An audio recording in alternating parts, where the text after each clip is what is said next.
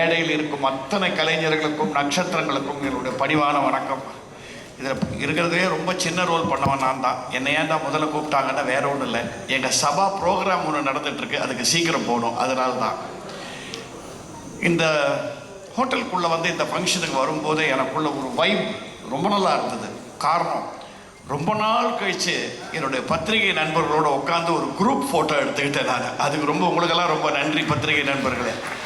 அதுவும் அந்த திரௌபதி சிம்மாசனத்தில் உட்காந்து எடுத்தேன். ஏன்னா இன்னும் கொஞ்ச நாளில் 2 நாளில் இந்த படத்தை ஆண்ட அரசர் மோகன் அவர்கள் அந்த சிம்மாசனத்தில் உட்காந்து தமிழ்நாட்டில் அரசு புரிக்க போகிறார். இதில் சந்தேகமே இல்லை. இந்த படத்தில் நடிக்கும் போதே எனக்கு வைப் ரொம்ப நல்லா இருந்தது. இன்னைக்கு ட்ரெய்லர் அண்ட் சாங்ஸ் பார்க்கும்போது எக்ஸ்ட்ராடினியாக இருக்கு. இதுக்கு நான் முதல் மார்க் என்ன பண்ணணும், ஆடணுமா? ஆடியோ ப்ராப்ளமா இருக்கு. ஓகே ஓகேயா? Okay right. சார் முதல்ல பேசுறத திருப்பி பேசணுமா இல்லையா? வேண்டாம். Right, okay.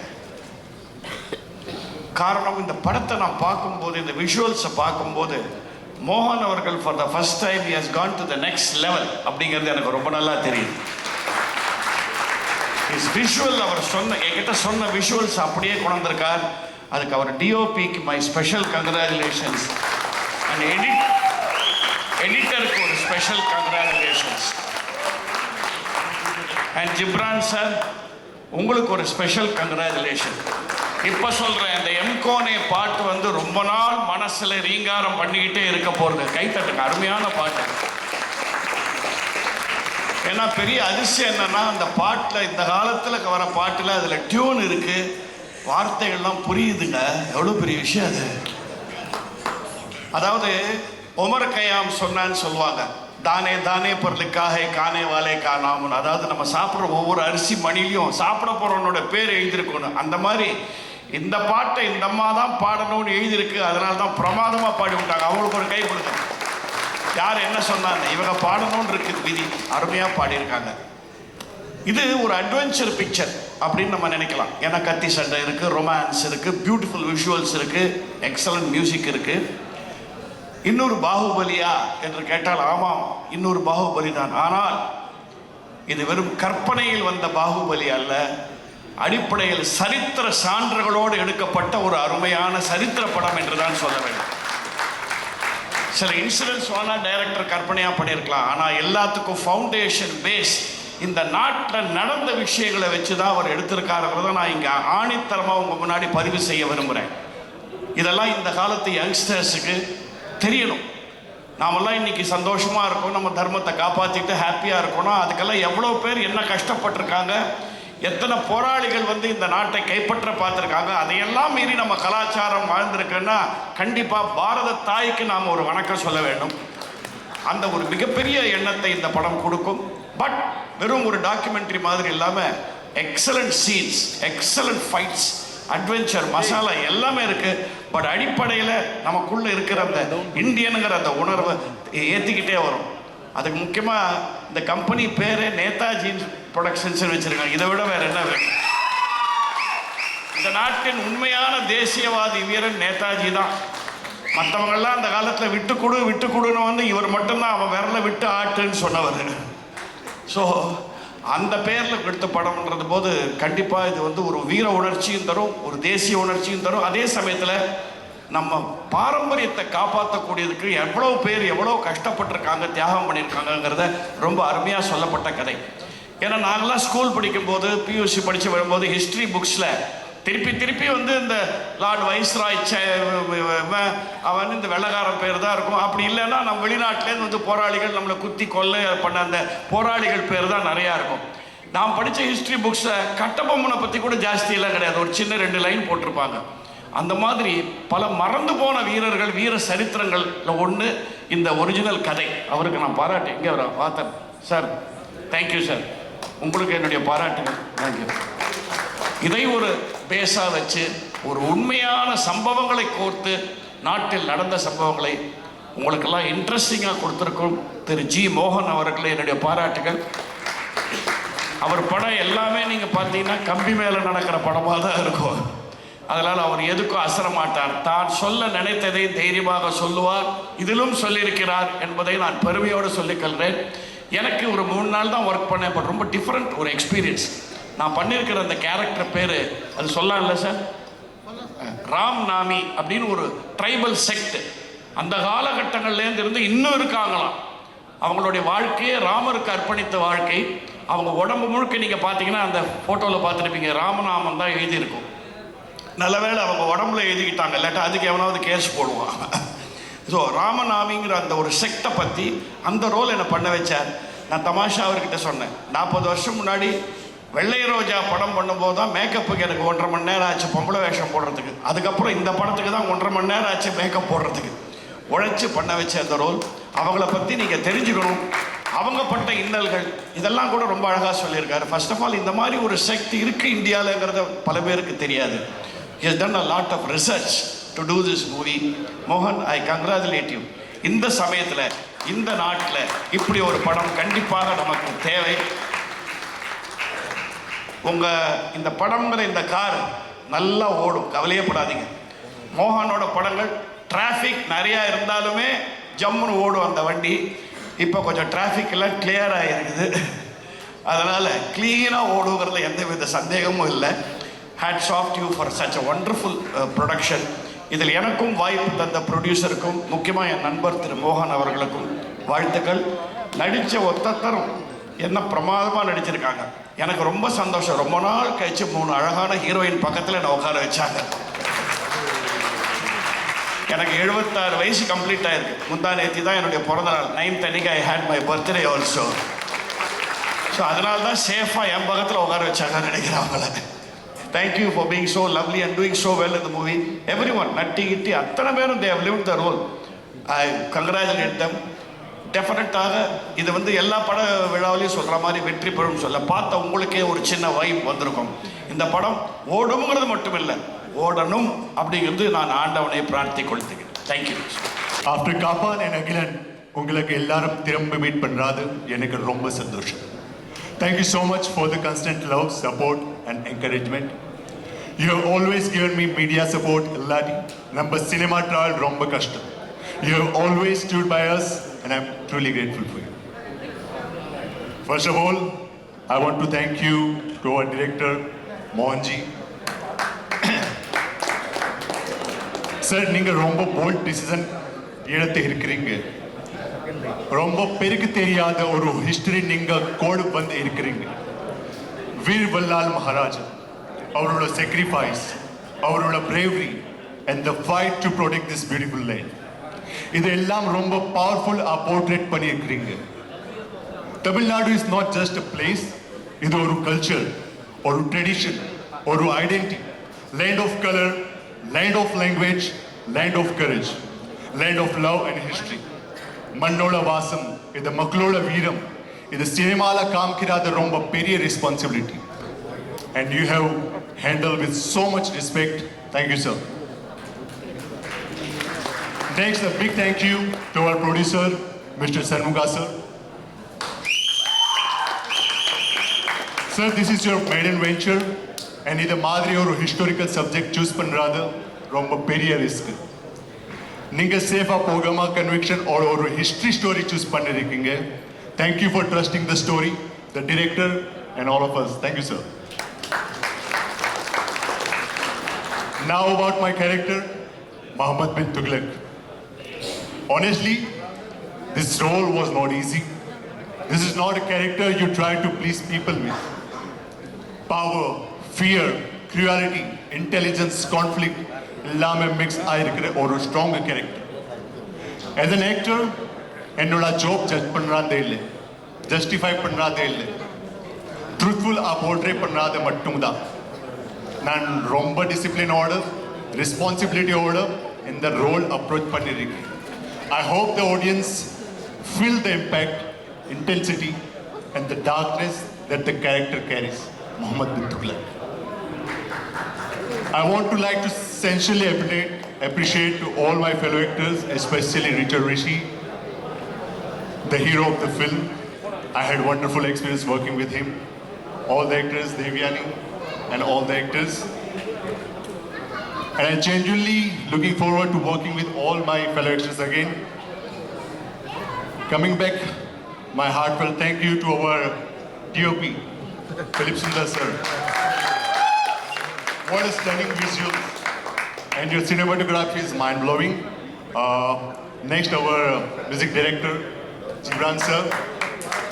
Sir, thank you so much for giving me Taruski Ram. Wonderful music. And your music is the soul of this film. So thank you so much for giving this amazing music. Thank you so much. Thank you to all the fellow actors, assistant directors, managers, art director, costume department. All have done a wonderful job. Set la ellarum romba committed up work panniringa. Thank you so much everyone. Finally, a sweet note to the media and to the Tamil people. Ninga எப்பவுமே strong content, honest performances, meaningful cinema support பண்ணிருக்கீங்க. இந்த support Draupadi 2க்கு கொடுப்பீங்க. நான் ரொம்ப நம்பிக்கையா இருக்கு.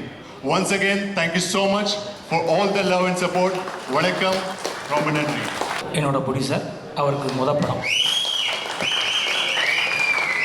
So இந்த படம் வந்து ஒரு ப்ரொடியூசராக அவருக்கு ரொம்ப முக்கியமான படம். அதே மாதிரி ஒரு இயக்குனராக மோகனுக்கு ரொம்ப முக்கியமான படம். இந்த படம் மிகப்பெரிய வெற்றி பெற்று வசூலாகணுங்கிறது ரொம்ப ஆசையாக இருக்குது. வெற்றி ஆகும். என் குலசாமி சீலக்காரியை வேண்டிக்கிறேன். என்ன காரணம்னா இந்த படத்தோட வெற்றியில் தான் ஒரு நல்ல ப்ரொடியூசர், ஒரு தரமான ப்ரொடியூசர் தமிழ் சினிமாவுக்கு கிடைக்க போகிறாரு. என்ன காரணம்னா அதாவது அவர் ஏற்கனவே நான் வந்து விருமன் ஆடியோ ரிலீஸில் அவர் என்னை சந்திச்சிருக்காரு. நான் அவரை பார்த்துருக்கேன். எங்கள் ஊர் ராஜபாளையம் தான். ஸோ அவர் சொந்தக்காரர் தான். அவர் அப்போவே படம் பண்ணுன்னு சொன்னார். நானும் சரி படம் பண்ணலாம் அப்படின்னு சொல்லிட்டு மீட் பண்ணிவிட்டு பேசிட்டு வந்துட்டோம். கடைசி அவரை 2வது படமாக என்னை பண்ண கூப்பிட்டாரு. ஸோ அவர் என்ன மாதிரி மோகன் மாதிரி நிறைய இயக்குனர்கள், புதிய இயக்குனர்கள் படம் பண்ண அவர் ரொம்ப ஆசைப்பட்டு சினிமா மேலே ஆசைப்பட்டு சினிமாவுக்கு வந்திருக்காரு. அவருக்கு வெற்றி பெறணும். அதுக்கு என் குலசாமி சீலக்காரியை வேண்டிக்கிறேன். இந்த திரௌபதி மிகப்பெரிய வெற்றி பெற என்னுடைய வாழ்த்துக்கள். கண்டிப்பாக வெற்றி பெறும். நன்றி. திரௌபதி குடும்பத்தாருக்கும் மேடையில் அமர்ந்திருக்கும் நட்சத்திரங்களுக்கும் தொழில்நுட்ப கலைஞர்களுக்கும் என் சிறந்தாழ்ந்த வணக்கம்.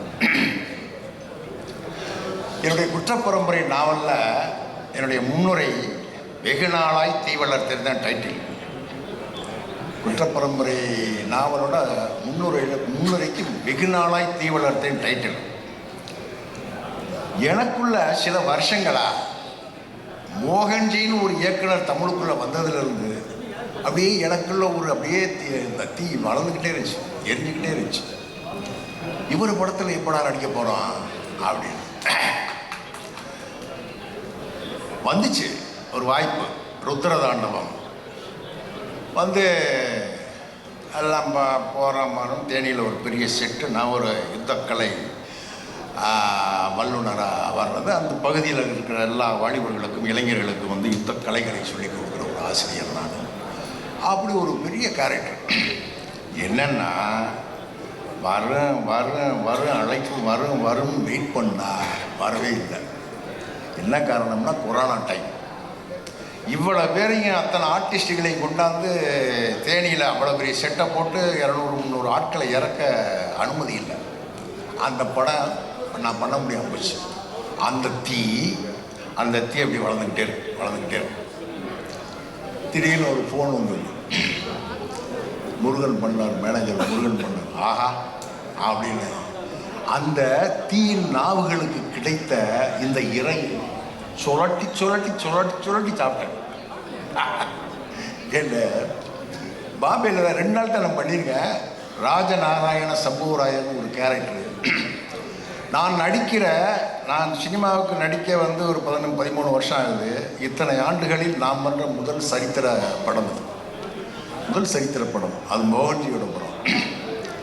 போனால் பாம்பேக்கு போனால் பார்த்தா, அதாவது வீரம் இருக்கு இல்லையா, வீரம் வந்து ஒரு மனுஷன்ட்ட இந்த காலத்தில் இப்போ ஒரு 5 நிமிஷம் இருக்கும். 5 நிமிஷம் இருக்கிறதே பெருசு. 1 மணி நேரம் இருக்கும், ஒரு நாள் இருக்கும். ஏன்னா ஒரு மனுஷனுடைய வாழ்க்கைய, முழு வாழ்க்கையும், முழு அத்தனை கணங்களும் ஒரு வீரனாவே வீரத்தோட வாழ்றது இல்லையா?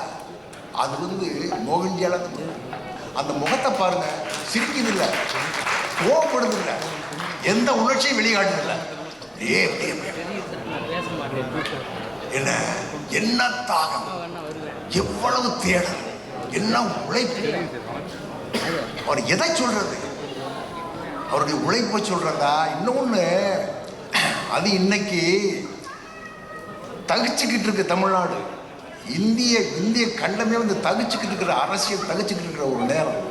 இப்படிப்பட்ட ஒரு நேரத்தில் என்ன துணிச்சல் இருந்தா, எவ்வளவு தைரியம் இருந்தா இப்படி ஒரு படத்தை, இப்படி ஒரு வரலாற்று படத்தை, ஒரு சரித்திர வரலாற்றை படமாக எடுத்து, என்ன துணிச்சல அத்தனையும் வந்த அவரே படம் இயக்குனரா சினிமாவுக்குள்ள வந்ததுலேருந்து எத்தனை அம்புகள், எத்தனை குண்டுகள் நெஞ்சில், எத்தனை பீரங்கி தாக்குதல், எல்லாத்தையும் தூக்கி தூக்கி எரிஞ்சு.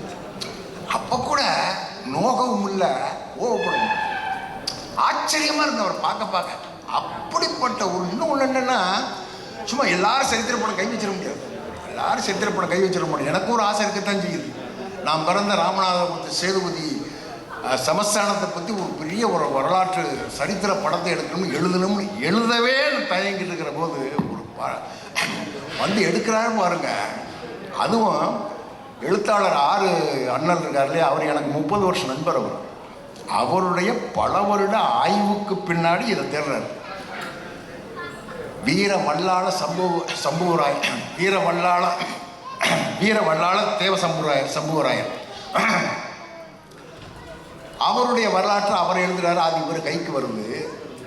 அண்ணன் சொன்னார், எத்தனையோ பேர் இந்த இவர்கிட்ட கேட்டு கேட்டு கேட்டு எத்தனையோ இயக்குநர்கள் போனாங்களாம், எடுக்கணும் ஆசையில் வந்தாங்களாம், பார்த்தாங்களாம், போயிட்டாங்களாம். ஆனால் மோகன் கையில் கிடைச்சி என் கனவெல்லாம் அப்படி கண் முன்னாடி நிறுத்திட்டான் என் தம்பி அப்படின்னு. இன்னொன்று, நான் ஒரு ரைட்டராக இருக்கிறனால எந்த படத்துக்கு போனோம்னு இந்த டயலாக் பேப்பர் வந்தவுடனே என்னடா பார்ப்பேன். ஒரு ரெப்பிட்டேஷன் இருக்கக்கூடாது, ஒரு மாதிரியா ஏதாவது நேரிடும். ஆனாலும் வெளியே சொல்ல மாட்டேன். ஆனால் இந்த படத்தில் இந்த கேரக்டருக்கு எனக்கு வந்தது பக்கமாக வசனம். 14ஆம் நூற்றாண்டு கதை. அந்த தமிழ் வேணும். அந்த தமிழும் ஏன்னா பார்வையாளனையும் நெருக்கிடக்கூடாது, நடிகனையும் நெருக்கிடக்கூடாது. அப்படிப்பட்ட ஒரு அழகான ஒரு அற்புதமான தமிழில் படிச்சுட்டு பேச வாயில் சந்தனமாக மணக்கும். அப்படிப்பட்ட ஒரு வசனத்தை அவங்க மேடம், உங்களை தான் மேடம், நீங்கள் தானே எழுதுனது டயலாக். யார் டயலாகு?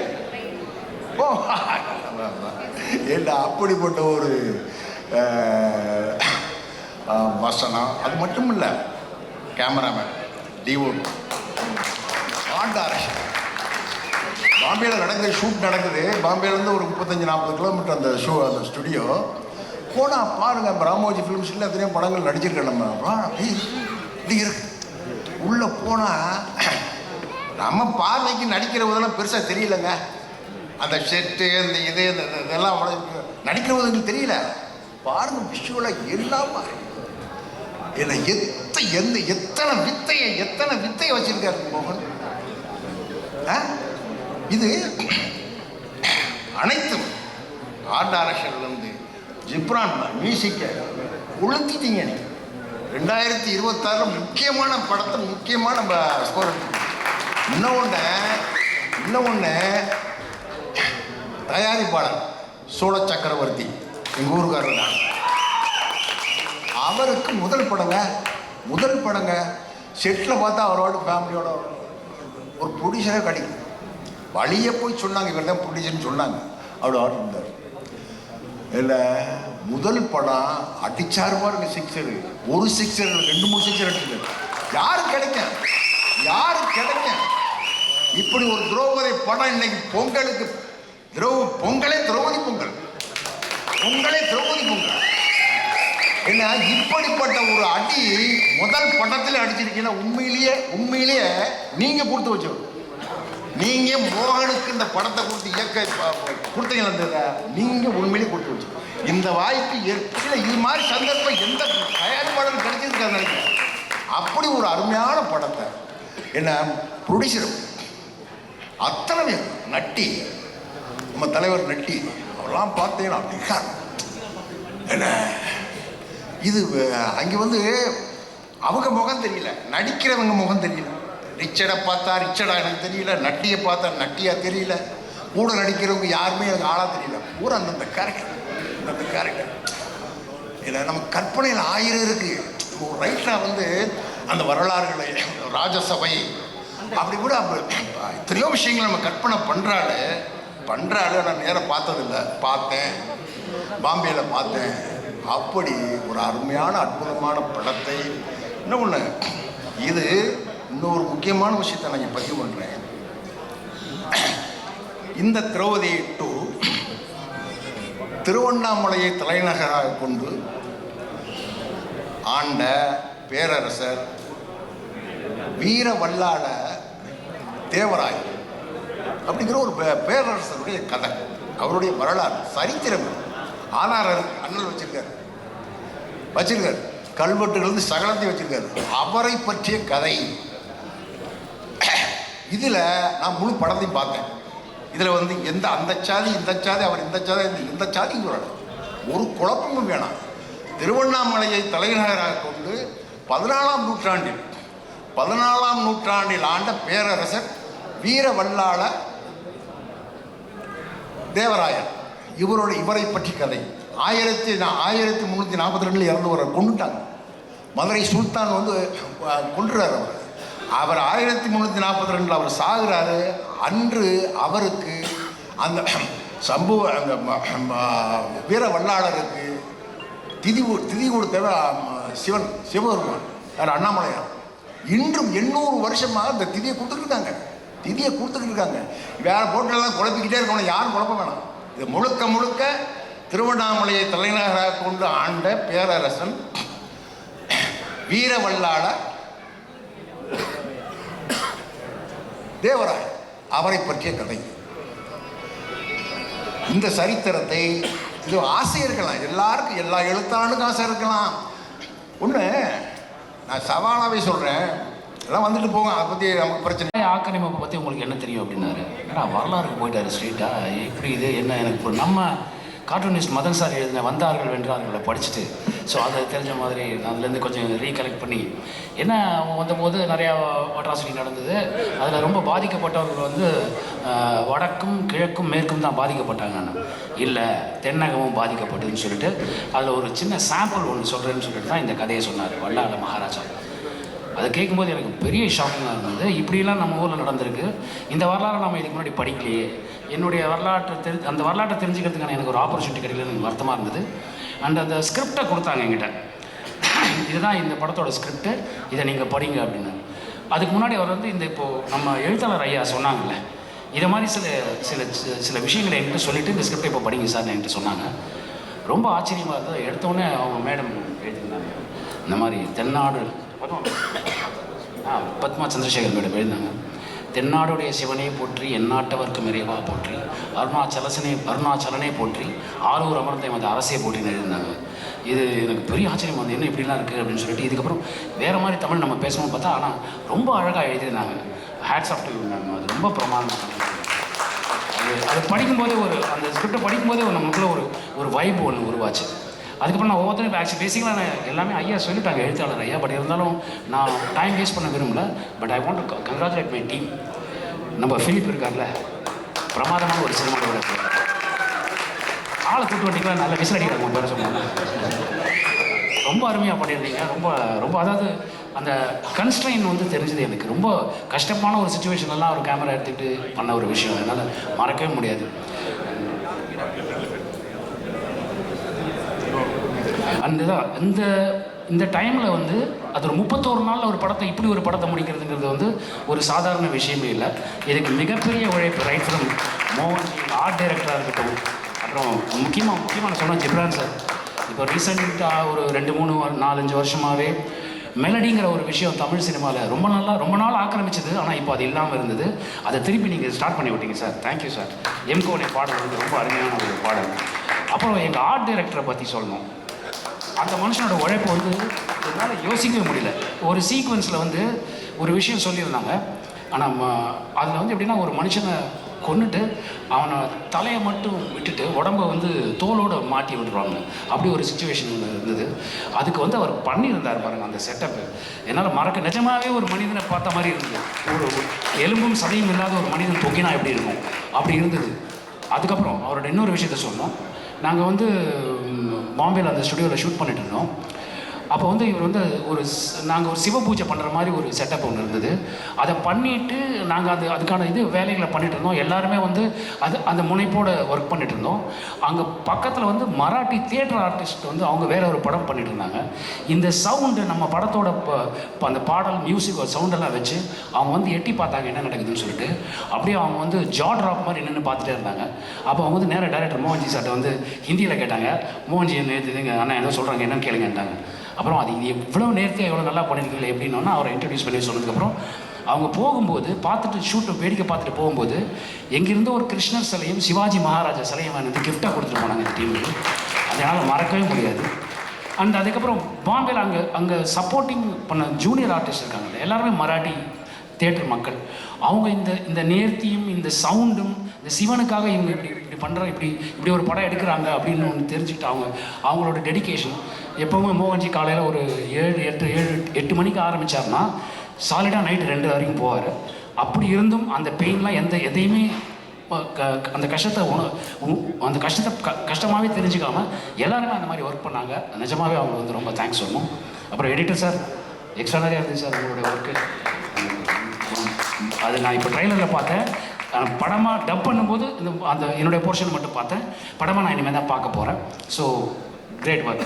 அண்ட் வேறு யாரும் சொல்கிறேன். அப்புறம் மோகன்ஜி சார் அவர் இந்த கதையை சொல்லி முடித்தோன்னே என்ன மோகன்ஜி நம்ம வழக்கமாக பகாசுரன் அப்படி இருந்துட்டோம்.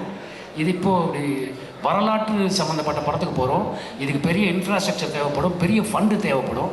அது என்ன பண்ண போகிறீங்கன்னா அப்போ தான் என் ப்ரொடியூசரை பற்றி சொன்னாங்க. அந்த முதல் படத்தை வந்து இப்படி ஒரு ப்ரொடக்ஷனை வந்து பண்ண முடியுங்கிறது நான் நினச்சே பார்க்கல. Hats off you sir. அது காசை தண்ணி செலவு பண்ணுற மாதிரி செலவு பண்ணலாம்னு சொல்லுவாங்களா அந்த மாதிரி பண்ணார். அதுக்கு மோகன்ஜி போட்ட உழைப்பு, மோகன்ஜி மட்டும் இல்லை அவங்க மிஸ்ஸஸ் அவங்க டாக்டர் எல்லாருமே பாட ஆர்டிஸ்ட் அவ்வளோ நல்லா ஒர்க் பண்ணாங்க. அண்டு ரிச்சி அவர் வந்து என்னுடைய ரொம்ப நீண்ட கால நண்பர். முதல் படம் நாங்கள் 2 பேர் தான் சேர்ந்து பண்ணோம். ஸோ என்னுடைய முதல் படம். அந்த நட்பை மறக்காமல் நாங்கள் இன்னும் ஒன்றா ட்ராவல் பண்ணிகிட்ருக்கோம். அவர் காலையில் 4 மணிக்கு ஒர்க் அவுட் பண்ண ஆரம்பித்தாருன்னா படம் முடிச்சுட்டு ராத்திரி 1:30 மணிக்கு போய் படுக்கிற வரைக்கும் அவர் இந்த சிந்தனையிலே இருந்தார். அவருடைய உழைப்பு பெருசு. எங்கள் ஹீரோயின் ரொம்ப அருமையாக பண்ணியிருந்தாங்க. அவங்க திரௌபதி. அவங்களுக்கு வந்து பெரிய ஃப்யூச்சர் இருக்குங்க. அர்ச்சனா இந்துச்சூடன் அவங்களுக்கு பெரிய ஃப்யூச்சர் இருக்குது. அப்புறம் எங்கள் படத்து வில்லன்கள் ஆக்சுவலாக பாருங்களேன், அவங்க அந்த கெட்டப்பில் இருக்கும்போது தான் வில்லனாக இருப்பாங்க. நேரில் பாருங்கள் எல்லாருமே ஹீரோஸ் மாதிரி இருக்காங்க. ரெண்டாவது அவர் நீங்கள் முறைப்படுத்தி தமிழில் பேசுறீங்க sir. Great, that's really great. அது ரொம்ப நேரமாக பாராட்டப்படணும். நம்ம நண்பர்கள் பாருங்க, எங்கள் ஐயா வேலராமூர்த்தி அண்ணன் அவரோட முதல் படம் நான் தான் எங்கூட தான் பண்ணாங்க. அது என்னால் மறக்கவே முடியாது. அண்ட் மிலிட்ரி ராஜநாராயணன் மாதிரியே இருந்தார். அவர் இந்த வயசில் அவரோட ஒரு மனித இரும்பை பார்த்தீங்கன்னா அது அவர் தான் அப்படி இருப்பார். பிரமாதமாக இருந்தது. ஒவ்வொரு நண்பரும் கூட ஒர்க் பண்ணுவாங்க. மேம் இவங்க சர்மா தேவயானி சர்மா ரொம்ப அருமையாக பண்ணியிருந்தது. Extraordinary work by you. Thank you. நான் பார்த்த போர்ஷன்ஸ் பார்த்தா ரொம்ப நல்லா இருந்தது. அண்ட் என்டையர் டீமுக்கு என்னுடைய வாழ்த்துக்கள். அண்ட் இந்த படத்தை வந்து ஆக்சுவலாக வரலாற்று முக்கியங்க. இந்த வரலாறு தெரியணும். நமக்கு தெரிஞ்சது எல்லாமே வந்து வட இந்திய வரலாறு நமக்கு நிறையா தெரியுது. ஆனால் தென்னிந்தியாவோட வரலாறு தெரிய மாட்டேங்குது. அந்த வரலாறுலாம் தெரிய வைக்கிற மாதிரி இந்த மாதிரியான கதைகள் வரதை எல்லோரும் அப்ரிஷியேட் பண்ணுங்கள். அதுக்கு உங்களோட எல்லா சப்போர்ட்டும் பண்ணுங்கள். Thank you so much. நான் ரக்ஷனா இந்துச்சூடன். முதல்ல கடவுளுக்கு ஒரு பெரிய நன்றி. என்னை சப்போர்ட் பண்ண என்னோடய ஃபேமிலி அண்ட் ஃப்ரெண்ட்ஸுக்கும் ரொம்ப நன்றி.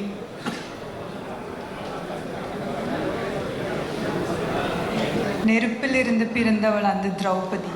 அந்த தீச்சுடரின் பேரை எனக்கு சூடியதன் காரணத்தை இன்று நான் அறிந்து கொண்டேன். மோகன் சார் எனக்கு திரௌபதி தேவியா திரௌபதி 2ல அந்த பேரை எனக்கு சூடியதன் காரணத்தை இன்று நான் அறிந்து கொண்டேன். ஏன்னா அவ்வளோ ஸ்ட்ராங் அண்ட் பவர்ஃபுல்லான கேரக்டர். இந்த கதை வந்து 14th செஞ்சுரியில் எழுதப்பட்டிருக்கிற ஒரு கதை. அந்த டைம் வந்து பேட்ரியார்கல் சொசைட்டி. அந்த பேட்ரியார்கல் சொசைட்டியில் இந்த மாதிரியான ஒரு ஃபீமேல் கேரக்டர் எழுதப்பட்டிருக்குன்னு நான் கேட்கும்போது எனக்கு ரொம்ப புதுசாகவும் ரொம்ப சந்தோஷமாகவும் இருந்தது. அண்ட் எனக்கு என்னை நம்பி எனக்கு திரௌபதி தேவி கொடுத்த மோகன் சாருக்கு ரொம்ப ரொம்ப நன்றி. இந்த கேரக்டருக்குள்ளே எனக்கு வர்றதுக்கு ரொம்ப கஷ்டமாக தான் இருந்துச்சு. அதே மாதிரி இந்த கேரக்டர் விட்டு வெளியே போகிறதும் எனக்கு ரொம்ப கஷ்டமாக தான் இருந்துச்சு. ஸோ நான் இந்த கேரக்டருக்கு எவ்வளோ ஜஸ்டிஸ் பண்ண முடியுமோ நான் பண்ணியிருக்கேன்னு நான் நம்புகிறேன். நீங்கள் எல்லோரும் பார்த்துட்டு தான் மற்றபடி சொல்லணும். மோகன் சாரை பற்றி நான் கடைசியாக சொல்கிறேன், ஏன்னா அவர் தானே விளக்கு கடைசியில் பற்ற வைக்கலாம். I would like to thank the producers of this movie, producer Chola Chakravarti sir and Netaji Productions. எனக்கு இந்த வாய்ப்பு கொடுத்ததுக்கு ரொம்ப ரொம்ப நன்றி சார். அண்ட் காடவரே Richard Rishi sir, my co-actor. நான் ஃபர்ஸ்ட் டைம் சார் ஆஃபீஸில் பார்க்கும்போது சத்தியமாக ரொம்ப வருஷமாக தெரிஞ்ச ஒரு ஃப்ரெண்டுக்கிட்ட பேசுகிற மாதிரி தான் இருந்துச்சு. அவ்வளோ கம்ஃபர்ட் அண்ட் கேர் எனக்கு கொடுத்ததுக்கு ரொம்ப ரொம்ப நன்றி. அண்ட் செட்டில் எப்போவுமே ரொம்ப சார்மிங், காம் அண்ட் கம்போஸ்டாக தான் இருப்பாங்க. அண்ட் படத்துலேயும் ட்ரெய்லர்லேயும் உங்களுக்கு பார்க்க முடியும் அவங்களோட எஃபர்ட் எவ்வளோ அவங்க போட்டிருக்குன்னு. I really admire that sir. Thank you so much. And of course அவர் டிஓபி ஃபிலிப் சுந்தர் சார். சத்தியமாக நான் அவரோட வாய்ஸே ஷூட் டைமில் நான் கேட்டதே இல்லை. அவங்க பேசுவாங்க, ஆனால் அவங்களோட வாய்ஸே நான் கேட்டதில்லை. என்கிட்ட வந்து ஏதோ சொல்லும் போதும் நான் வந்து ஓகே அவங்க வாய்ஸ் எப்படி இருக்கும்னு எனக்கு தெரியாது. ஷூட் டைமில் ஃபுல் ஷூட் முடிச்சுட்டு தான் நான் அவங்கக்கிட்ட பேசும்போது எனக்கு தெரியும் இதுதான் இவங்களோட வாய்ஸுன்னு. நான் சாரை போய் காம் அண்ட் கம்போஸ்ன்னு சொன்னேன். அவங்க தான் அதை விட ரொம்ப காம் அண்ட் கம்போஸ்டான ஒரு ஆள். அண்ட் கிளியர்லி பேச்சில் இல்லை, விஷனில் தான் இருக்குது. அவங்க ஃப்ரேம்ஸ் பார்த்தாலே தெரியும். Thank you so much sir for those beautiful visuals. Thank you so much. And and I would like to thank the editor Devaraj sir. இங்கே இருக்காங்களா? எங்கேன்னு தெரியாது. Okay, thank you so much sir. அவங்களும் செட்டில் நான் அவங்கள எடிட்டில் இல்லாமல் நான் அவரை தனியாக சும்மா நிற்கிறது நான் பார்த்ததே இல்லை. அவ்வளோ ஹார்ட் ஒர்க்கிங்கான பர்சன். அவங்க அவ்வளோ ஹார்ட் ஒர்க் பண்ணியிருக்காங்க இந்த படத்துக்காக. Thank you so much. And Ghibran sir, my favourite song எம்கோனே வந்து நீங்கள் அவ்வளோ அழகாக கம்போஸ் பண்ணியிருக்கீங்க. அந்த லிரிக்ஸாக இருந்தாலும் எல்லாமே எல்லாருக்குள்ளே ஒரு ஆழமாக அது போய் தட்டுது எங்கேயோ. அண்ட் கண்டிப்பாக படத்தில் நீங்கள் தெரிக்க விட்டுருக்கீங்கன்னு எங்களுக்கு தெரியும். Thank you so much sir. எனக்கு இந்த படத்தில் ஒர்க் பண்ண மற்ற எல்லா கோ-ஆக்டர்ஸுக்கும் ரொம்ப ரொம்ப நன்றி. ஏன்னா அவங்க வந்து சில பேர் வந்து மும்பையில் நம்ம லாங்குவேஜே தெரியாமல் வந்து அவ்வளோ கலெக்டிவ் கொலாபரேஷனில் வந்து பண்ணியிருக்காங்க. So thank you all for your efforts. And I would like to thank the entire crew and technicians of this movie. ஏன்னா அவங்க இல்லைன்னா இந்த படமே இல்லை. Starting from art department, light department, camera department, makeup department, costume பிரீத்தி.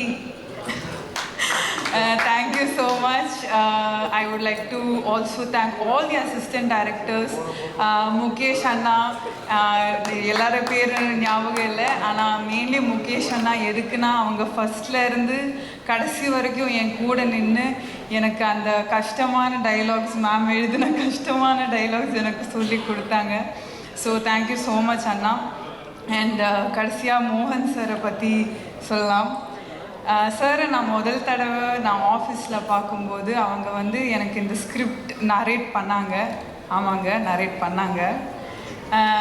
அதுக்கப்புறம் அவர் வந்து என்கிட்ட ஃபஸ்ட்டாக சொன்ன விஷயம் என்னென்னா, நீங்கள் எப்படி இருக்கீங்களோ அப்படியே வாங்க, முடிஞ்ச ஒரு 2-3-5 கிலோ அதிகமாக போட்டுட்டு வாங்கன்னு சொன்னாங்க.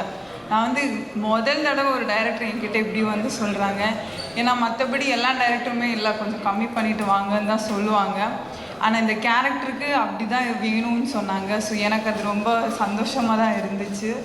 ஆஸ் எ டைரக்டராக அவரோட செட்டு வந்து அவ்வளோ சூப்பராக இருக்கும். நான் இது சும்மா பேச்சுக்காக சொல்லலை, ரொம்ப தெளிவான டைரக்டர். ஒரு ஆர்டிஸ்ட்டுக்கு எவ்வளோ ஈஸியாக எங்களோட ஒர்க் எவ்வளோ ஈஸி பண்ண முடியுமோ அவ்வளோ ஈஸி பண்ணி கொடுத்துருக்காங்க. அவங்களுக்கு நம்ம இப்போது எனக்கு வேலையே இல்லை, நாங்கள் போனால் எல்லாமே ரெடியாக தான் இருக்கும். நம்ம ஷார்ட்டுக்கு வந்தால் போதும், டைலாக் படித்தா போதும், அவ்வளோதான். வந்து அவங்களோட அந்த கிளாரிட்டி, அந்த கான்ஃபிடென்ஸ் அண்ட் பிளானிங்னால மட்டும்தான் இந்த ஷூட் இவ்வளோ சீக்கிரம் இவ்வளோ கம்மி நாளில் முடிக்க முடிஞ்சிச்சுன்னு நான் நம்புகிறேன். And also more than a director, he is a very big well wisher. அவங்களோட ஃபேமிலியும் எனக்கு ஒரு நல்ல ஒரு வெல்விஷர். ஸோ நான் இந்த கான்ட்ரவர்சி வந்ததும் நான் சாருக்கு ஃபோன் அடிச்சுட்டு என்ன சார் இப்படி சொல்கிறாங்க, எனக்கு சத்தியமாக புரியல ஏன் சார் இப்படி சொன்னாங்கன்னு கேட்கும்போது, அவர்கிட்ட இருந்து நான் கற்றுக்கின ஒரு பெரிய விஷயம் என்னென்னா, நம்மளை பற்றி இந்த மாதிரி ரூமர்ஸ், காசிப்ஸ் இல்லைனா விமர்சனம் வந்துட்டே இருக்குங்க, அதெல்லாம் நாங்கள் தாண்டி கடந்து வந்துடணும் ஒரு இடத்துக்குன்னு சொன்னாங்க. அப்போ நான் யோசித்தேன், அந்த தாண்டி கடந்து வர ஒரு ப்ராசஸ் இருக்குல்ல, அந்த ப்ராசஸில் அவரை யாரையும் ஹர்ட் பண்ணாமல், டீஃபேம் பண்ணாமல், கீழே போடாமல் இன்றைக்கி அவங்க வந்து நிற்கிறாங்கன்னா, அவங்க எல்லா ஆர்டிஸ்ட்டும் இங்கே ஒர்க் பண்ணியிருக்க எல்லா ஆர்டிஸ்ட்டுக்கும் தெரியும், எல்லா ஆர்ட் ஃபார்ம்ஸையும் அவ்வளோ ரெஸ்பெக்ட் பண்ணுற ஒருத்தர். அவங்க கொடுத்த அந்த ரெஸ்பெக்டும் கம்ஃபர்டபிலிட்டினால் மட்டும்தான் எங்களால் அவங்க கூட இவ்வளோ ஈஸியாக ஒர்க் பண்ண முடிஞ்சுது. And also I would like to thank him once again for giving me this opportunity. இன்னைக்கு அவர் எல்லாமே கடந்து வந்து பொங்கல் ரிலீஸுக்கு வரோம் திரௌபதி 2. பொங்கலுக்கு நம்ம தமிழ் வரலாறை பற்றி ஒரு படம் வருதுங்க, திரௌபதி 2. எல்லாரும் ஃபேமிலி கூட வந்து Jan 15க்கு வந்து தியேட்டரில் பாருங்கள். எங்களை எல்லாரையும் சப்போர்ட் பண்ணுங்கள். நன்றி, வணக்கம், தேங்க்யூ. இது ஒரு அன்எக்ஸ்பெக்டட் பிளான். திடீர்னு சொன்னாங்க, நான் வேறு ஊரில் இருந்தேன். ஸோ அடித்து பிடிச்சி டக்குன்னு ஓடி வந்துட்டேன். ஸோ மன்னிச்சிடுங்க. திரௌபதி பார்ட் வந்து எந்த அளவுக்கு பண்ணிச்சோ, இந்த படம் அதை விட நல்லா பண்ணோன்னு நாங்கள்லாம் நம்புகிறோம். நீங்களும் ட்ரெயிலர்லாம் பார்த்துருப்பீங்க, பிடிச்சிருக்கோன்னு நினைக்கிறோம். ஸோ எப்போ படம் ரிலீஸ் ஆகுதோ அப்போ பாருங்கள், பிடிச்சிருந்தா சப்போர்ட் பண்ணுங்கள். எங்கள் குரூவை நம்பி வந்த இந்த படத்தில் வந்திருக்க எல்லாருக்குமே என்னோட நன்றி. ப்ரொடியூசர் உள்பட. ஸோ மற்றெல்லாம் மோகன் பேசுவாப்புல. தேங்க்யூ. மோகன் சார் கிட்ட, சார் என்ன எது சார் பேச வைக்கிறீங்கன்னு கேட்டேன். இல்லை சார் நீங்கள் பேசுங்க அப்படின்னு சொல்லியிருந்தாங்க. எனக்கு எதுவும் பேச தெரியாது. நான் ஒரு நண்பர்கிட்ட கிட்ட பேச கூப்பிட்றாங்க, ஏதாவது சொல்லாமா கேட்டேன். கம்பெனி நாக்கில் சுழுக்குன்னு சொல்லிடு, உனக்கு பேச வராதுன்னு வச்சுக்கோனாங்க. பட் அப்படி சொல்கிறதுக்கு நம்ம பேசணும்னு சொல்லிட்டு தான் சரி பேசலான்னு தான் வந்திருக்கேன். ஒரு 2 இன்சிடென்ட் மட்டும் சொல்லியிருந்தேன். நானும் அண்ணன் ஒரே ஊர் தான், பக்கத்து ஊர் தான். எங்களுக்கு அப்போ வந்து ஒரு பொழுதுபோக்குனாலே படம் தான். படத்தை மட்டும் தான் பார்ப்போம், வேறு எதுவுமே எங்களுக்கு தெரியாது. படிப்போம், பார்ப்போம், படத்தை பார்ப்போம். 2 படம் 3 படம் இல்லை, 4 படம்லாம் பார்த்துக்கிட்டே இருப்போம். ஆனால் இன்றைக்கி மாதத்துக்கு 4 படம் கூட வர மாட்டேங்குது. அதுக்கு நான் நிறையா டைம் கேட்டேன். இல்லை, எல்லாருமே பெரிய பட்ஜெட்டில் எடுக்கிறாங்க, ஒரே டைம் எடுக்கணுங்காங்க. சரி நம்மளும் எடுப்போம்னு சொல்லி தான் ஒரு 4-5 வருஷமாக படம் எடுக்கலாம் போது சரியான கதையோட மோகன் சார் வந்தார். சரி மோகன் சார் வச்சு படம்லாம் பண்ணும்போது அவர் சொன்ன கதை எனக்கு சொன்னார். சொல்லும் போதே ஒரு நம்ம கோவத்தில் ஒருத்தர் சொல்லுவோம் சார், தோலை உரிச்சு தொங்க விட்டுருன்னு சொல்லுவாங்களே, கேள்விப்படிக்கலாம் கேட்டார். ஆமாம் சார், நானே நிறையா வர சொல்லியிருக்குன்னு சொன்னேன். அப்போ அந்த கதை தான் சொன்ன கதைனாரு. கதையே சொன்னார், அருமையாக இருந்தது. படத்தை ஸ்டார்ட் பண்ணிட்டோம். மோகன் சாரோட நான் ட்ராவல் பண்ணணுன்னு சொன்னேன். நிறையா பேர் எதுக்குப்பா அவர் இந்த ஒரு படத்தை நீ பார்த்து கேட்டாங்க. அவர் படத்தை பார்த்ததுனால தான் அவரோட கதை கேட்டு மோகன் சார் எனக்கு கதை சொன்னது முதல் நாள். 2ஆம் நாள் அவர் ஊருக்கு போகிறேன்னு சொன்னார். 3ஆம் நாள் நாங்கள் படத்தை சைன் பண்ணிட்டு ஸ்டார்ட் பண்ணிட்டோம். என்கிட்ட வந்து அவர் சார் சொன்னது வந்து மொத்தம் 35 நாள் ஷெட்யூல்ஸ் கேட்டார். சார் 35 நாளில் படத்தை முடிச்சுடுனார். 35 நாளில் ஒரு ஹிஸ்டாரிக் படத்தை முடிக்க முடியுமா? இன்றைக்கி 4 பாட்டு வச்சாலே பாட்டுக்கு 3 நாள் 12 நாள், படத்தில் 7 ஃபைட் இருக்குது. இதெல்லாம் எப்படி முடியுங்க சார், நீங்கள் நம்பி கொடுங்கன்னாரு. சார் ஒரு பட்ஜெட் சொன்னார், எனக்கு பிடிச்சிருந்தது, படத்தை பண்ணணும். 35 நாள் சொன்னதை 31 நாள் முடிச்சிட்டாரு. ஆனால் எல்லாரும் அதை நோட்டீஸ் பண்ணியிருப்பாங்களா இல்லைன்னு தெரியல. நான் ஷூட்டிங் ஸ்பாட் 4 நாள் தான் போனேன். அந்த 4 நாளில் 2 நாள் மழை. வெளியே ப்ரொடியூசர்கிட்ட எக்ஸிட் ப்ரொடியூசர் கிட்ட, சார் 5 நாள் மழை பெஞ்சது, இது எங்கேயுமே யாருமே நோட்டீஸ் பண்ணவே இல்லை. அந்த 5 நாளும் சார் ஷூட் பண்ணார். அதுக்கு தகுந்த லொக்கேஷன்ஸை பார்த்து ஷூட் பண்ணிட்டு இருந்தாங்க. ஒரு நாள் கூட பிரேக்கே விடலை. ஒரே ஒரு நாள் நான் போனேன், அதுக்கு மழை. அப்போ டீமில் சொன்னாங்க, சார் நீங்கள் டெய்லி வந்தேன்னா பிரேக் விட்டுருவாங்க சார். பிரேக்கு எத்தனை மணிக்கு? 9 மணிக்கு விட தான் அவர் பிரேக்கு. காலை 6 மணிலேருந்து அவர் டீமுக்கு அவங்க வந்துடுவாங்க. 9 மணிக்கு ஃபஸ்ட் ஸ்டார்ட் ஆரம்பிச்சிருவாங்க. நைட் 12 மணிக்கோ 11 மணிக்கோ தான் முடியும். அப்போ தான் பட்ஜெட்டோட கொஞ்சம் பட்ஜெட் அதிகமாகிட்டே இருந்தது. அப்போ வந்து நண்பர்கள்லாம் சொன்னாங்க, எப்போ இவ்வளோ செலவு பண்ணுறீங்க, இந்த படம் ஓடாட்டி என்ன பண்ணணும்னு கேட்டாங்க. அப்புறம் நிறையா படம் பார்த்துருந்தேன். அந்த படம் பார்க்கும்போது எல்லாருக்கும் ஒன்று தோணும், இது படம், காசு கொடுத்து போகிறோம், படத்தை பார்க்குறோம். ஆனால் அந்த படத்தை பார்த்து இன்னும் எங்கள் அம்மா அப்பெல்லாம் போய் அழுதுகிட்டே இருப்பாங்க. அப்படி ஒரு படம் தான் பாசமலர். இங்கே இருக்கிறது தெரியுமா தெரியல. அந்த பாசமலத்தில் சிவாஜி ஒரு நல்ல டைலாக் சொல்லுவார். என்ன டைலாக்னா, அவங்க தங்கச்சிக்கு மொத்த சொத்தை எழுதி வச்சுருவார். அவரோட ஒய்ஃபை எம்என் ராஜ் நடிச்சிருப்பாங்க, அவளுடைய அண்ணனை எம்என் நம்பியார் நடிச்சிருப்பாங்க. அவங்க வந்து கேட்பாங்க, எதுக்கு தங்கச்சிக்கு இவ்வளோ சொத்து எழுதி வைக்கிறீங்க, உங்களுக்கு என்ன பண்ணுவீங்கன்னு கேட்பாங்க. அதுக்கு அவர் சொல்லுவார், என் தங்கச்சிக்கு நான் எழுதி வைக்கிறேன், உனக்கு விருப்பம் தான் உன் தங்கச்சிக்கு நீ எழுதி வை, ஏன் என்னைய தடுக்கிறேன்னு கேட்பார். அதே மாதிரி தான் என் படம் என் மோகன் சாருக்கு நான் செலவு பண்ணுறேன், நீங்கள் ஏன் கேட்குறீங்கன்னு என் நண்பர்கள் எல்லாத்தையுமே கேட்டேன். ஸோ இதுக்கு மேலே படத்தை பற்றி பேசுகிறோம்ல. இன்றைய விழாவோட நாயகர்கள் ஊடக நண்பர்கள், நாங்கள் படத்தெல்லாம் எடுத்து முடிச்சிட்டோம். மொத்த படமும் முடிஞ்சிருச்சு. சரி எப்படி பண்ணலாம்? ஆனால் முதல் ப்ரொடியூசரு விளம்பரம் பெரிய, இன்றைக்கி வந்து மீடியாவில் பார்த்தா அவரை விளம்புறாங்க. சரி பண்ணலாம்னு யோசிக்கும் போது என்னைய படத்தை, இந்த 2 படத்தை ட்ரெய்லர் ரிலீஸ் பண்ண 2 நாளில் 30 லட்சம் வியூஸ்க்கு மேலே கொண்டு வர வச்சது மிகப்பெரிய நன்றியை நான் தினதந்திக்கு தெரிவிச்சுக்கிறேன். தினதந்தி ரிப்போர்ட்டர் வந்திருக்கீங்களா சார்? தினதந்தியில் வந்திருக்காங்களா சார்? கொஞ்சம் மேடைக்கு வர சொல்கிறேன் சார். இல்லை ஒரே நிமிஷம் ஒரு சின்ன தேங்க்ஸ். ஏன்னா இன்றைக்கு வந்து முதல் நாள் நான் 7 மணிக்கு சொல்கிறேன். 7 மணிக்கு சொல்லியும் எனக்காண்டி ஃபஸ்ட் டைமாக ஃபுல் பேஜில் ஆர்டர் கொடுத்தாங்க. காசு 2வது பிரச்சனை, ஆனால் அவங்க மொத்த ஷெட்யூலையும் எனக்காண்டி பண்ணி கொடுத்தாங்க. அவங்களுக்கு ஒரு சின்ன தேங்க்ஸ் மட்டும் சொல்லணும், அதுக்காண்டி தான் ப்ளீஸ். அப்புறம் அவரை பற்றி நிறைய ரிசர்ச் பண்ணேன். நான் சொல்கிறேன், இந்த படம் பண்ணுறதுக்கு காரணமே தான் சொல்கிறேன். பட் இப்படி இவங்களோட மேன் பவர் என் கூட சப்போர்ட்டிவாக இல்லைன்னா நான் என்ன தான் பேப்பரில் கொண்டு வந்தாலும் அதை இவங்க வந்து சேர்த்தா இவங்க இங்கே நிப்பாட்ட வேண்டிய இன்னும் ஆர்ட் டிபார்ட்மெண்ட் அசிஸ்டன்ஸ் இருக்காங்க, ஃபோட்டோ ஃபிளட் டீம் இருக்காங்க, க்ரேன் டிபார்ட்மெண்ட் டீம் இருக்காங்க. இவங்கெல்லாம் என் கூட முதல் படத்துலேருந்து வேலை செய்கிறாங்க. ஸோ இந்த மேன் பவர் எனக்கு வந்து சப்போர்ட் பண்ணலைன்னா இவங்களை யாரையுமே நான் வந்து கம்ஃபர்டபுள் ஜோனில் வச்சு ஒர்க் பண்ணிட முடியாது. ஸோ என்னுடைய டீமுக்கு நான் இந்த இடத்துல மனமாற நான் நன்றியை சொல்லுவேன். இல்லைன்னா இந்த பட்ஜெட்டில் 31 நாளுக்குள்ளே இப்படி ஒரு படம் கனவுல கூட சாத்தியமில்லை. நான் மறுபடியும் பதிவு பண்ணுறேன், நான் எவ்வளோ ப்ரெஷருக்குள்ளே போயிருக்கேன் இந்த படத்தில் அப்படின்றது எனக்கு தெரியும். ஷூட் பண்ணுறப்ப ஸ்டில் எனக்கு இதில் வந்து பேர் கிடைக்க போது, அடுத்த படம் பண்ண போகிறேன், அடுத்த படம் இருக்கலாம் இல்லாமல் இருக்கலாம், அதெல்லாம் அப்புறம். பட் இதில் எனக்கு எவ்வளோ பெரிய பேர் கிடைக்க போகுது, இந்த ட்ரெயிலரில் எனக்கு எவ்வளோ பெரிய பேர் கிடச்சிருக்கு, எம்கோனில் எவ்வளோ பெரிய பேர் கிடச்சிருக்கு எனக்கு தெரியும். பட் எதுவுமே இல்லாமல் இவ்வளோ உழைப்பு போட்டாங்க, அதுக்காக அங்கீகாரம், அதுக்காக நன்றி. இதுக்கப்புறம் ஸ்டார்ட் பண்ணுறேன். எங்கேருந்து ஸ்டார்ட் பண்ணுறதுன்னு தெரியல, இவ்வளோ பேர் இருக்காங்க, நான் யாரை பற்றி பேசுகிறது, யாரை விடுவேன், எதுவுமே தெரியல. சொல்லிடுறேன். இருந்தாலும் எப்போவுமே ரிச்சர்ட் சார் அவர்கிட்ட தான் ஸ்டார்ட் பண்ணுவேன்.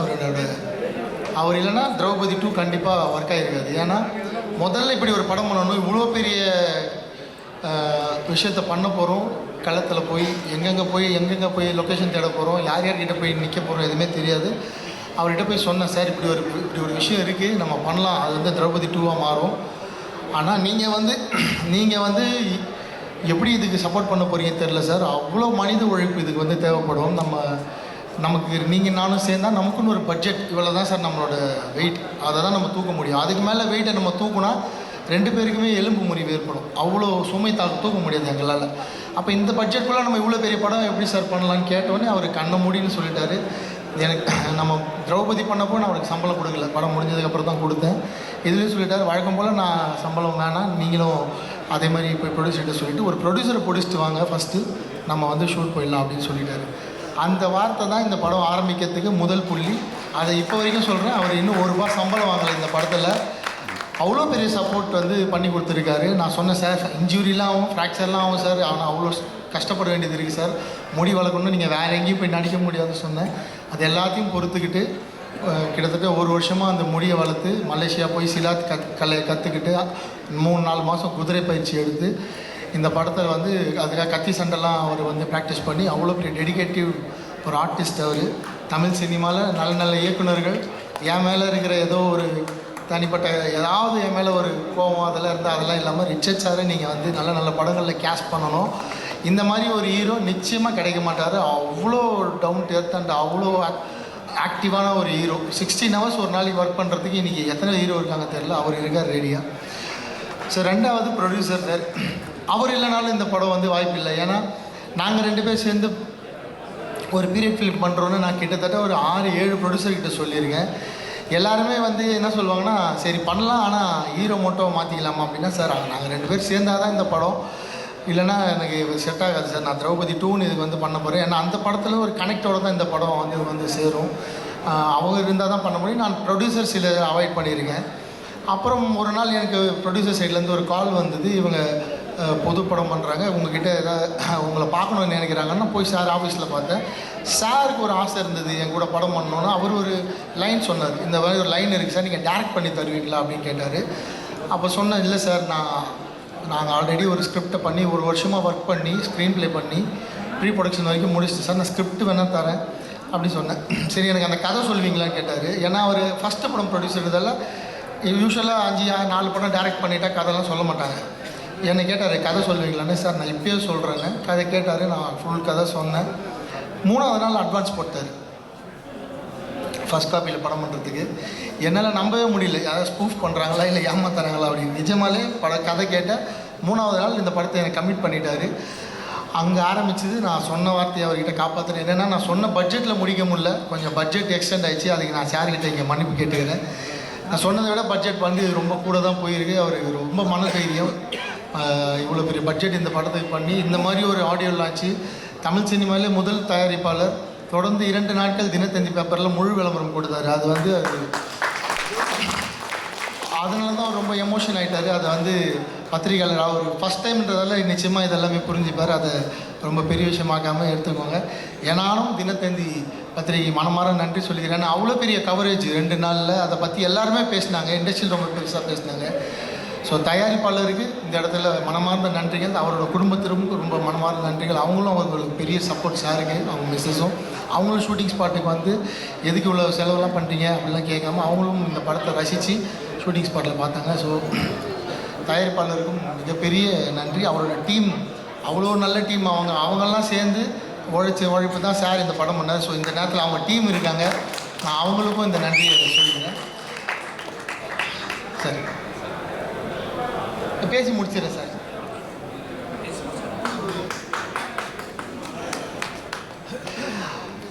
அடுத்து இதுக்கப்புறம் என் கூட ஒர்க் பண்ணுற டீம் எப்போவுமே ஒர்க் பண்ணுற டீம் தான், புதுசாக யாரும் இல்லை, அதே டீம் தான் இருக்காங்க. அண்டு ஹீரோ அப்படி தான் இருக்கார், ப்ரொடியூசரும் கிடைச்சிட்டாரு.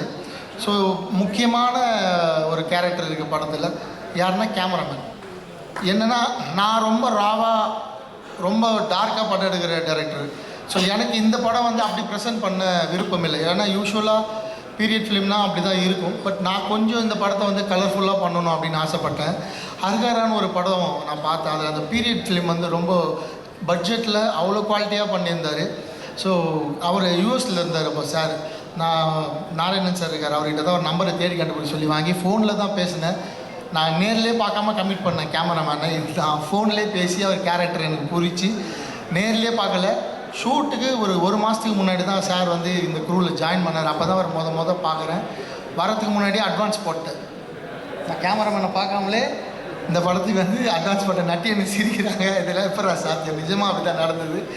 ஆனால் அவர் வந்ததுக்கப்புறம் நாங்கள் வந்து இந்த லொக்கேஷன்ஸ் எல்லாம் தேடி, அவர் அதிகம்லாம் பேச மாட்டார், பட் அவ்வளோ ஜீனியஸ், அவ்வளோ நாலேஜ், அவ்வளோ ஸ்பீடு. நான் 31 நாளில் உழைச்சிடலாம். நான் வந்து கையில் காஸ்டியூம் இருக்குது, ஸ்கிரிப்ட் இருக்குது, ஆர்டிஸ்ட் இருக்காங்க. பட் அந்த லைட் பண்ணணும், நான் அந்த கன்சிஸ்டன்சி மெயின்டைன் பண்ணணும், அதில் ஒரு விஷயம் அவர் வந்து வாங்கணும். அவங்க ஒரு உழைப்பு கிடைச்சது தான் அந்த அப்ளாஸ். ஸோ கேமராமேன் சாருக்கு அவ்வளோ பெரிய நன்றிகள் இந்த இடத்துல. அதுக்கு ஈக்குவலான அதெல்லாமே அவங்க ஃப்ரெண்ட்ஸ். ஸோ அதுக்கு ஈக்குவலான ஒருத்தர் மனுஷனோட உழைப்பு இருக்குது. அவர் வந்து ஆர்ட் டைரக்டர். ஸோ என் கூட போன படம் கமல் சார் வந்து பகாசுரன் ஒர்க் பண்ணியிருந்தார். ஸோ பகாசுரனில் நாங்கள் எங்களுக்குள்ளே ஏற்பட்ட நல்ல நட்பு. இந்த படத்தில் வந்து அவர் ரொம்ப ஈஸியாக மெனக்கெடாமல் ஒர்க் பண்ணிவிட்டு ட்ரெய்லர் பார்த்துட்டு நான் தான் இந்த படத்துக்கு ஆர்ட் டைரக்டரான்னு ஃபோன் பண்ணி கேட்டார். ஏன்னா நாங்கள் விஎஃப்எக்ஸ் வந்து இந்த படத்தில் வந்து அவ்வளோ சேர்த்துருக்கோம். உங்களுக்கு ட்ரெய்லரில் சில ஷாட்ஸ்லாம் விஎஃப்எக்ஸ் கொஞ்சம் சுமாராக இருக்குது அப்படின்னு சொன்னீங்க. அந்த ஒரு ஷாட் தான் உங்களுக்கு தெரிஞ்சு. அது இல்லாமல் நிறைய விஎஃப்எக்ஸ் பண்ணியிருக்காங்க லைட்ஸ் ஆன் மீடியா. ரொம்ப ரொம்ப சந்தோஷம் அந்த கம்பெனிக்கு. வெங்கி சார் ஒர்க் பண்ணியிருக்காரு அண்டு சுந்தர் சார் இருக்கார். அவங்களோட ஒர்க். அதனால தான் ஆர்ட் டைரக்டர் வந்து அப்படி ஒரு விஷயம் கேட்டார், நம்ம தான் ஒர்க் பண்ணோமான்னு. அவங்களும் ஒரு நாள் ஷூட்டிங் ஸ்பாட்டில் இருந்து நம்ம பிளான்டாக டெக்னிக்கலாக பண்ண ஒரு படம் இன் கன்ஸ்டன்ட் பட்ஜெட். அதுதான் ரொம்ப முக்கியம். இது நான் திரௌபதி எப்படி வந்து க்ரௌட் ஃபண்டிங்கில் 45-50 லட்சத்துக்குள்ளே ஒரு படத்தை பண்ணி அவங்க கலெக்ஷனை காட்டணும்னு, அது மாதிரி இந்த திரௌபதி 2 ஒரு நாங்கள் பிளான் பண்ண ஒரு பட்ஜெட், ஒரு பிளான் பண்ண டேஸ்க்குள்ளே ஒரு பீரியட் ஃபிலிம் பண்ண முடியும்னு நாங்கள் பண்ணியிருக்கோம். நிச்சயமாக இந்த படம் ஜெயிச்சிட்டா இது வந்து ஒரு பெரிய பெஞ்ச் மார்க்காக மாறும். பல பேருக்கு ஒரு உந்துதலாக மாறும். இப்படி ஏற்பட்ட படங்கள் இந்த மாதிரி பிளான் பண்ணி எடுக்கலான்னு நான் அந்த ஹார்ட் டிஸ்க் வச்சுருக்கேன். 31 டேஸில் எடுத்த ஹார்ட் டிஸ்க் நான் வந்து டெலீட் பண்ண மாட்டேன், வச்சுருக்கேன். பிற்காலத்தில் யார் வந்து எப்படி பண்ணீங்க கேட்டாலும் நான் நிச்சயமாக அவங்களுக்கு வந்து அதை போட்டு காட்டுறேன், எப்படி ஷூட் பண்ணணும், எப்படி பிளான் பண்ணணும். நான் இப்போ ஒவ்வொருத்தரை பற்றி பேசிட்டு இருந்து அது ரொம்ப லென்த்தாக போயிட்டு இருக்கும். ஸோ கடகடன்னு போயிடுறேன். அடுத்து ஹீரோயின். ஒரு 25 ஹீரோயின் சும்மா தேடி பார்த்துட்டு நான் நினைக்கிற மாதிரி ஒரு முகம் வேணும். திரௌபதி 1 அப்படி இருந்தாங்க அந்த ஹீரோயின். அவங்க வந்து அந்த கதாபாத்திரத்துக்கு அவ்வளோ ஃபிட்டாக இருக்காங்க. ஸோ திரௌபதி 2க்கும் வந்து நிச்சயமாக அதை எதிர்பார்ப்பாங்க. நான் இவங்களை வந்து முதல் என்னை பார்க்க வரப்போ ஜீன்ஸ் பேண்ட் டிஷர்ட்டில் தான் வந்தாங்க. அப்படி தான் மேடம் வந்தீங்க? இல்லை ஜீன்ஸ் பேண்ட் டிஷர்ட்டில் தான் வந்தாங்க முதல் என்னை பார்க்குறப்ப. எனக்கு நான் பார்த்தது அந்த முகம், அந்த கண். நான் திரௌபதியாக ஒரு அரசியாக ஒரு கதாபாத்திரம் எழுதுனதை நான் வந்து அவங்க முகத்தில் பார்த்தேன், அந்த சிரிப்பில் பார்த்தேன். அப்போவே சொல்லிட்டேன், நீங்கள் கன்ஃபார்மாக பண்ணுவீங்க. பட் இதில் இவ்வளோ பெரிய வரலாறு இருக்குது. நான் ஏற்கனவே திரௌபதி 1 பண்ணப்போ கொஞ்சம் அவங்க அந்த ஹீரோயினுக்கு வந்து அவங்க ஃபேமிலி லெவலில் பிரச்சனை ஆகி அவங்க என்னை எதிர்த்துலாம் பேச வேண்டியது இருந்தது. நீங்கள் இதெல்லாம் தாங்கிப்பீங்களா, இந்த பிரச்சனைலாம் வருமானா? அவங்க பயங்கரம் போல்டு, எவ்வளோ தைரியமாக சொன்னாங்க பாரு. நான் கதை நரேஷன் கேட்டுட்டு தான் படம் பண்ணேன்னு சொன்னாங்க பாரு. அது பதிவு என்னென்னா நாளைக்கு என்ன வேணால் நடக்குன்றதால அவங்களுக்கும் தெரியல. ஏன்னா நான் என் கூட ஒர்க் பண்ணுறவங்களெல்லாம் சுற்றி இருக்கிறவங்களாம் ஜாலியாக போய் மிரட்டிடுறாங்க, நீ ஏன் அவர் கூட ஒர்க் பண்ணுற அப்படின்னு. அதில் 2 பேர் பலியாக இருக்காங்க. அதை பற்றி சரி அதை விட்டுறலாம், அது நமக்கு தேவையில்லாத வேலை. அவங்க நல்லா இருக்கட்டும், அவ்வளோதான். நான் அவ்வளோதான் அவங்கள சொல்கிறது. ஸோ இவங்க ரொம்ப க்யூட்டான ஹீரோயின், ரொம்ப டிமாண்ட் பண்ணாத ஹீரோயின். கூப்பிட்டா செட்டுக்கு வருவாங்க. அழகாக அவங்களுக்கு வந்து 5 லாங்குவேஜ் தெரியும். கேரளாவில் பிறந்த பெங்களூரில் வளர்ந்த ஒரு பெண். அவங்க அவ்வளோ அழகாக தமிழ் பேசுவாங்க, கொஞ்சம் தமிழ் பேசுவாங்க. 5 லாங்குவேஜ் தெரியும். ஸோ இது பண்டைய தமிழ். இந்த தமிழ் அவங்க அழகாக மனப்பாடம் பண்ணி ஷூட்டிங் ஸ்பாட்டில் பேசினாங்க. நான் படம்லாம் ரிலீஸ் ஆனதுக்கப்புறம் அவங்க பேசின ஒரிஜினல் டைலாக் வந்து நான் பிடிஎஸ்ஸாக ரிலீஸ் பண்ணுறாங்க. அவ்வளோ ரெசிப்பிங்க. அவங்க வந்து எப்படி ஷூட்டிங் ஸ்பாட்டில் பேசி நடித்தாங்கன்னு ரொம்ப நல்லா வருவாங்க அந்த ஹீரோயின். பர்ஃபார்மன்ஸ் ஓரியன்ட் ஹீரோயின்ஸ் கிடைக்கிறது கஷ்டம். வேறு மாதிரி எப்படி வேணால் நடித்து பேர் வாங்கிடலாம், ஆனால் பர்ஃபார்ம் பண்ணி பேர் வாங்குறது கஷ்டம். ஸோ ரக்ஷனா இந்துச்சூடன் அந்த வரிசையில் நிச்சயமாக ஒரு முக்கிய இடம் பிடிப்பாங்க. உங்களுக்கு ஒரு வரலாறு இருக்குது தமிழ் சினிமாவில். அண்டு பரணி அண்ணன், கடகடன் போயிடுறேன் ஃபாஸ்ட்டாக. பரணி அண்ணன் ஃபஸ்ட்டு படத்துலேயே ஒர்க் பண்ண வேண்டியது ஏதோ ஒரு காரணம், பட்ஜெட்டு அது இதுன்னு வந்து மிஸ் ஆகிடுச்சு. அங்கேருந்தே அவர் கூட 2வது படம் 3வது படம் பண்ணாச்சு. கடைசியில் 5வது படம் நான் முதல்ல ஒரு வில்லனாக நடிங்கன்னு சொன்னேன். அவருக்கு ஒரு ஆசையை காட்டினேன். அதுக்கப்புறம் அவருக்கு அந்த லுக் டெஸ்ட் பார்த்தேன், எனக்கு திருப்தி ஆகல. அண்ணா இன்னொரு ரோல் இருக்குது, அது பண்ணுங்கண்ணா. அவர் கொஞ்சம் பயந்தார். நான் என் நம்பி பண்ணுங்கண்ணா, நிச்சயமாக இது வந்து நல்ல பேர் கொடுக்குன்னு. அவர் அவ்வளோ சூப்பராக பண்ணியிருக்காரு.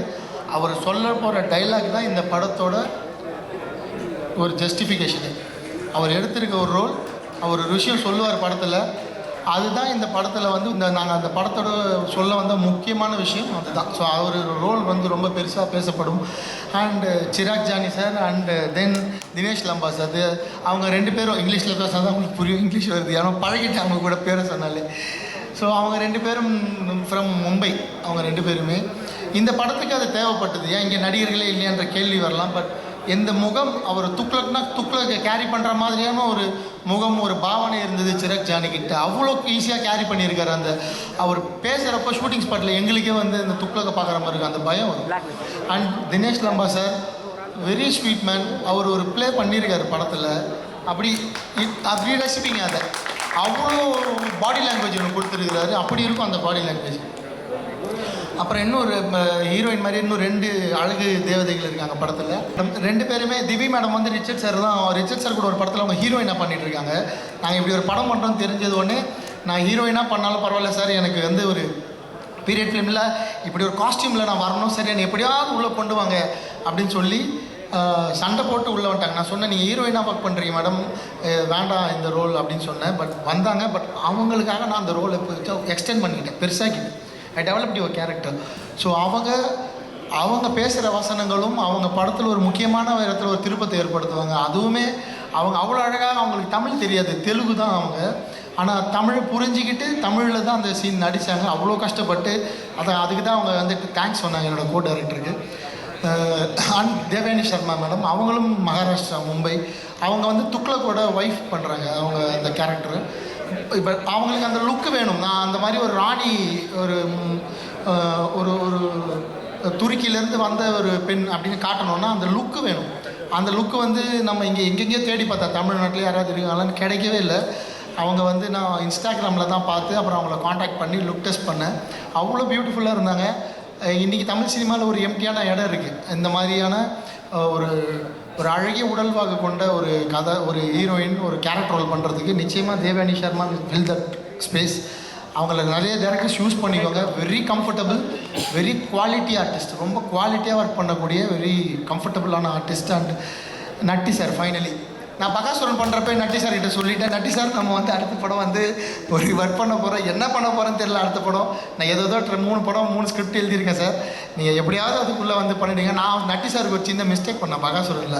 நான் அப்போயே சொன்னேன் அதை, சார் மன்னிச்சிருங்க. நான் அதனால் அப்போயே சொன்னேன், சார் நான் வந்து கண்டிப்பாக அடுத்த படம் வந்து நான் அதை காம்பன்சேட் பண்ணிக்கிறேன் சார் அப்படின்னு. அவர் எனக்கு அண்ணன் மாதிரி கூட பிறந்தவர் மாதிரி. நான் ரொம்ப உரிமையாக பேசலாம் நட்டி அண்ணன் கூட, என்ன வேணாலும் பேசலாம், டிஸ்கஸ் பண்ணலாம், டவுட்ஸ் கேட்கலாம். அப்போ நான் இவர்கிட்ட போயிட்டு, அண்ணா நீங்கள் வல்லாள மகாராஜா ஏஐயில் வந்து ஒரு இமேஜ் பண்ணி கொண்டு போய் காட்டினேன், டேய் என்னடா இப்படி மாற்றி வச்சுருக்கேன் என்ன அப்படின்னாரு. ஆனால் அண்ணன் வந்து ஒரு தோரணையை வந்து கடைப்பிடிச்சார். சிவாஜி சார் எப்படி ஒரு கம்பீரமாக இருப்பார், அந்த ட்ரெஸ் போட்டால் அந்த டைலாக் டெலிவரி சொல்கிறப்ப அந்த மாதிரி ஒரு பாடி லாங்குவேஜை, ஒரு தோரணையை வந்து எடுத்துக்கிட்டு அவர் டைலாக் டெலிவரி ஸ்பீடு, அவருக்கு பிடிச்ச ஒரு பெரிய ஆக்டர் இருக்கார் நம்ம தமிழ் சினிமாவில், சூப்பர் ஸ்டார். அவரோட பாடி லாங்குவேஜை, சிவாஜி சாரோட பாடி லாங்குவேஜ் எடுத்துக்கிட்டு டைலாக் டெலிவரியில் சூப்பர் ஸ்டார் எடுத்துக்கிட்டார். அது பார்க்க அவ்வளோ சூப்பராக இருந்தது. ஆனால் ரொம்ப ஸ்பீடாக போகிறீங்கன்னு, இந்த கேரக்டருக்கு வயசு 80ன்னு அப்படின்னா, டே 80 நான் படித்தேன் வல்லாளரை பற்றி, 80 வயசுலேயே அந்த மனுஷன் பேரரசன் அப்படி தாண்டா இருந்திருக்கான், சண்டை போட்டிருக்கான் 80 வயசில் போய், நம்ம இப்படியே பண்ணலாம் கரெக்டாக இருக்குன்னு சொல்லி அந்த கேரக்டருக்கு அவ்வளோ பெரிய ஜஸ்டிஃபிகேஷன் கொடுத்தாரு. நிச்சயமாக நட்டி என்ன பண்ணியிருக்கார் ரோலில் இது வரைக்கும் நடிச்சிருக்காரு. அவர் கதாநாயகன் நடிச்சிருக்காரு, முக்கியமான ரோலில் நடிச்சிருக்காரு, வில்லனாக பண்ணியிருக்காரு. இந்த கதாபாத்திரம் நட்டி அண்ணனோட லைஃப்பில் ஒரு பெரிய மணிமகுடமாக இருக்கும். அவர் அப்படி ப்ரெசென்ட் பண்ணியிருக்காரு அந்த ரோலை. நாங்கள் வந்து ரிச்சர்ட் சார் ஹீரோ அப்படின்னு சொன்னாலும் அதுக்கு ஈக்குவலான ஒரு கதாபாத்திரம் இன்னொரு ஹீரோ தான் நட்டி அண்ணன் இந்த படத்தில். ஆனால் நம்ம வீரசிம்ம காடவராயனா பண்ணியிருக்க ரிச்சர்ட் சார் தான் படம் ஃபுல்லாக வருவார். நட்டி அண்ணன் ரோல் எல்லாருமே சொல்லிட்டாங்க கதையை, இவரை வந்து தோலை உரிச்சு தொங்க விட்டுருவாங்கன்னு. உண்மைதான். அந்த கதாபாத்திரத்தை அந்த எப்படி தோலை உரிச்சு தொங்க விட்டு போகிறாங்க, நான் யாரும் சொல்லக்கூடாது தான் சொன்னேன், பட் எல்லாம் எமோஷனில் சொல்லிட்டாங்க. சரி, அது எப்படி சும்மா பண்ணியிருக்கோன்னு ஜாலியாக பாருங்கள். ஸோ தோலை உரிச்சு தொங்க விட்டுருவேன் அப்படின்ற வார்த்தை உருவானது இவர் ஏற்ற கதாபாத்திரமான வீர வல்லாள மகாராஜாவோட மரணத்திலிருந்து தான். இன்றைக்கி வரைக்கும் நம்ம அந்த வார்த்தையை பயன்படுத்துகிறோம். அதை பார்க்க போகிறீங்க, திரையர்களை தெரிஞ்சுக்க போகிறீங்க. ஸோ கிட்டத்தட்ட ஃபஸ்ட் ரோல் இருக்குது, எல்லோரும் பற்றி பேசிட்டேன். அண்டு ஃபினிஷ் தானே. அண்டு வேலராமமூர்த்தி சார், வேலராமு சார் வந்து நான் நிஜமாலே நடிகரை பார்க்கல, இவர் பெரிய எழுத்தாளர். நான் அவர்கிட்ட கேட்டிருக்கேன், சார் தென் மாவட்டத்தை பற்றி ஒரு கதை கொடுங்க, குற்ற பரம்பரைக்கு நிறைய நான் பண்ணுறேன் நீ பண்ணுற சொன்னாங்க. எனக்கு அது வேணாம், ஆனால் ஒரு உண்மை சம்பவம் தென் மாவட்டத்தில் நடந்ததை தயவு செஞ்சு எழுதி கொடுங்க அப்படின்னு. அவர் நடிக்கிறப்போ அவர் குரல் அதை எப்படி அவர் வந்து அது இவ்வளோ நாளாக வந்து தாங்கி பிடிச்சின்னு இருக்கார் தெரியல. அப்படியே ஒரு டெலிவரி இருக்கிறப்போ ஒரு சிங்கம் கர்ஜிக்கிற மாதிரி இருக்கும். அவர் ரீடேக்கே கேட்க மனசு வராது, கரெக்ஷனே சொல்ல மனசு வராது. அவர் என்ன ஒன் மந்த் போலாடா அப்படின்றவர். அவர் நான் ரொம்ப பிடிச்ச ஒரு எழுத்தாளர். அவர் ரொம்ப இயல்பான ஒரு மனிதர். அடுத்தவங்களை பாராட்டுற எழுத்தாளர்கள் ரொம்ப கம்மி. ரொம்ப மிகச்சிறந்த ஒரு மனிதர். சாருக்கு வந்து இந்த ஆரோக்கியம் நீடிக்கணும், அவர் இன்னும் நிறைய படங்கள் நடிக்கணும். நிறைய என்ன மாதிரி இயக்குநர்களுக்கு வந்து ஃபினான்ஷியலி அந்த படத்தில் வந்து அவர் எனக்கு சப்போர்ட் பண்ணி தான் அந்த ரோல் பண்ணார். ட்ராவல் பண்ணி வந்து கம்ஃபர்டபுளாக அவ்வளோ சில்ல ஒர்க் பண்ணார். நாங்கள் கொஞ்சம் அவருக்கு கார் கொடுக்கறதுலாம் கூட சின்ன சின்ன பிரச்சனைகள் இருந்து, தங்க வைக்கிறதுல பிரச்சனைகள் இருந்து, எல்லாத்துலேயும் அட்ஜஸ்ட் பண்ணி ஒர்க் பண்ண ஒரு மாமனிதர். ஸோ அவர்கிட்ட நான் வந்து திரும்பி ரெக்வஸ்ட் பண்ணி கேட்டுக்கிறேன், எனக்கு ஒரு நல்ல கதை தென் மாவட்டத்தை பேஸ் பண்ணி கொடுங்க சார். ஆசையாக இருக்கு ஒரு தென் மாவட்டம் சார்ந்த ஒரு படம் பண்ணணும்னு சொல்லி. அண்டு இதுக்கப்புறம் இந்த படத்துக்கு இன்னும் சப்போர்ட்டிவ் வந்தவங்க ரைட்டர் பத்மா சந்திரசேகர் மேம். அவங்க புத்தகம் ஒரு பெண் சாண்டில்யன்னு சொல்லுவாங்க அவங்கள, அந்த மாதிரியான ஒரு எழுத்தாளர். அவ்வளோ அழகாக எழுதுவாங்க. நான் டைலாக்ஸ் எல்லாருக்கும் புரியணும், ஆனால் அது வந்து புது தமிழாக இருக்கணும். இப்போ தமிழ் இப்போ பேசுகிறவங்களுக்கு கேட்காத ஒரு தமிழாக இருக்கணும். அந்த மாதிரி ஒரு புது புது வார்த்தைகளாக கண்டுபிடிச்சி அவ்வளோ அழகாக வந்து அவங்க எழுதுனாங்க. நான் வந்து டைலாக்கை நம்ம தமிழ் எழுதி கொடுத்துட்டு அவங்ககிட்ட சொல்லிவிடுவேன். அவங்க அதை அழகாக ஸ்க்ரீன் பிளேயில் சேர்த்து அவ்வளோ அழகாக எழுதி கொடுத்தாங்க. டைலாக் ஸ்பார்க்கில் கொடுப்பாங்க. ஷூட்டிங் ஸ்பாட்லேருந்து ஃபோன் பண்ணும், மேடம் இமீடியட்டாக ஸ்பாட்டில் இருக்கேன், எனக்கு இப்படி ஒரு டைலாக் மாற்றி கொடுங்கன்னா இமீடியட்டாக மாற்றி கொடுப்பாங்க. அதுலேருந்து வந்த வசனங்கள் தான் ட்ரெய்லரில் கடைசியாக வச்ச ஒன்றே குலம் ஒருவன் அல்ல தேவன் அப்படின்ற டைலாக். அப்படி படிக்கிறப்பவே எனக்கு வந்து லைட்டாக ஷிவரிக்கு வந்துச்சு. இது என்ன மேடம் இப்படி இருக்கே, இது எப்படி ப்ரெசென்ட் பண்ண போகிறோன்னா அவங்க சொன்னாங்க, சார் இந்தியா முழுக்க அத்தனை சமூகங்கள் இருக்குது, அத்தனை மதங்கள் வாழ்கிற ஒரு நாடு இது. இந்த நாடு ஒரு மதத்துக்கு சொந்தமான நாடு இல்லை சார். அதுதான் இந்த வசனத்தோட அர்த்தம். ஒன்றே குலம் ஒருவன் அல்ல தேவன். ஒரு கடவுளை மட்டும் இந்த நாட்டில் நம்ம வழிபடவே முடியாது. இங்கே இருக்கிற அத்தனை கடவுள்களையும் நம்ம மதிக்கணும், அத்தனை கடவுளையும் ஏற்றுக்கணும், அத்தனை கடவுளுக்கான மரியாதையும் கொடுக்கணுன்றது தான் அந்த வார்த்தையோட அர்த்தம். அதுக்கான அந்த பவர் ஸ்க்ரீன் பிளே ட்ரெய்லரில் தெரிஞ்சிருக்கும். அண்ட் இது அண்ணாமலையார் அம்மன் அப்படின்னு வந்து எழுதியிருந்தாங்க. அது நான் வந்து ஸ்ட்ரெஸ் பண்ணி தான் கேட்டு வாங்கினேன். இப்படி ஒரு பவரான இடம் அந்த இடம் அவர் வந்து சொல்லணும்.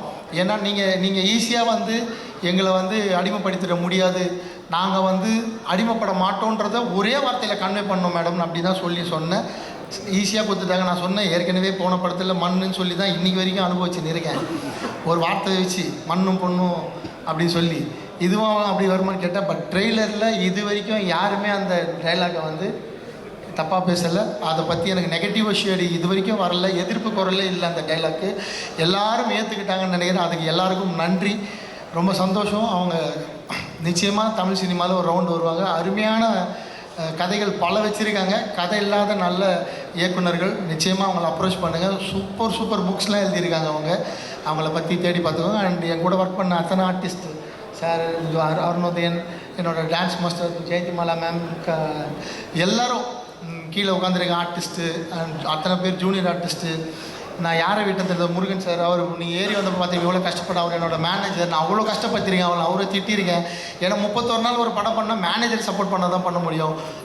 அப்புறம் என்னோடய ஃப்ரெண்டு, என்னோடய மாமா, அவங்க தான் இந்த படத்தில் ஃபுல்லாக கேஷ் ஹேண்டில் பண்ணிட்டாங்க, ரவி அண்ட் சத்யா. அவங்க நான் யாரை சொல்கிறது யாரை விடுறது தெரில. அண்டு சார் கடைசியாக சொல்லிட்டு அண்ட் அப்புறம் வந்து ஆடியோ கம்பெனிலேருந்து எனக்கு சப்போர்ட் பண்ண முருகன் சார், எனக்கு திரௌபதியிலேருந்து பகாசுரன்லேருந்து இப்போ வரைக்கும் லகரி வந்து என் கூடவே இருக்காங்க அவங்க.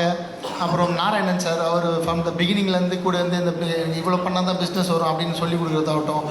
அப்புறம் என் வீட்டில் அவங்க ஷூட்டிங் ஸ்பாட்லேயே என் கூட வந்துடுவாங்க. என் பொண்ணு அவள் தான் எனக்கு பெரிய எனர்ஜி டானிக். என் ஒய்ஃபு என் பொண்ணும் கூடவே இருப்பாங்க ஷூட்டிங் ஸ்பாட்டில். எந்த டேரக்டர் அப்படி வச்சுப்பாங்களா தெரியல, என் கூடவே இருப்பாங்க அவங்க ஷூட்டிங் ஸ்பாட் ஃபுல்லாகவே. ஸோ இப்படி தான் இந்த படம் வந்து நாங்கள் ஒரு ஃபேமிலியாக ஒரு பிக்னிக் மாதிரி, ஒரு ப்ரொடியூசருக்கு கூட கோவம் வந்துடும், என்னடா நீங்கள் டூர் மாதிரி இருக்கீங்க, 11 மணி நேரம் வேலை செஞ்சாலும் எல்லாம் விளையாட்டு பசங்க மாதிரி விளையாடி நிற்கிறீங்க, ஆனால் வேலை நடந்துகிட்டே இருக்கும். அப்புறம் இந்த நேரத்தில் வந்து மும்பையில் எங்களுக்காக அவ்வளோ உதவி பண்ண அங்கே இருக்கிற சட்டமன்ற உறுப்பினர் அண்ணன் கேப்டன் தமிழ்ச்செல்வன் அண்ணன் அவர்களுக்கும், அவருடைய சகோதரர் இங்கே வந்த அண்ணன் மோகன் அவர்களுக்கும், கராத்த முருகன் அவர்களுக்கும் நன்றி. அவங்க வந்து எங்களுக்கு அவ்வளோ சப்போர்ட் பண்ணாங்க அங்கே. அப்புறம் அங்கே இருந்து ஒர்க் பண்ண லைட்மேன் அவ்வளோ ஸ்பீடாக அவ்வளோ எனர்ஜியாக எல்லாருமே அந்த இடத்துல தான் நின்று வேலை செய்யணும். ஸோ மும்பையிலேருந்து எங்கள் கூட ஒர்க் பண்ண அத்தனை டெக்னீஷியனுக்கும் நான் இந்த நேரத்தில் என்னோடய நன்றியை சொல்லிக்கிறேன்.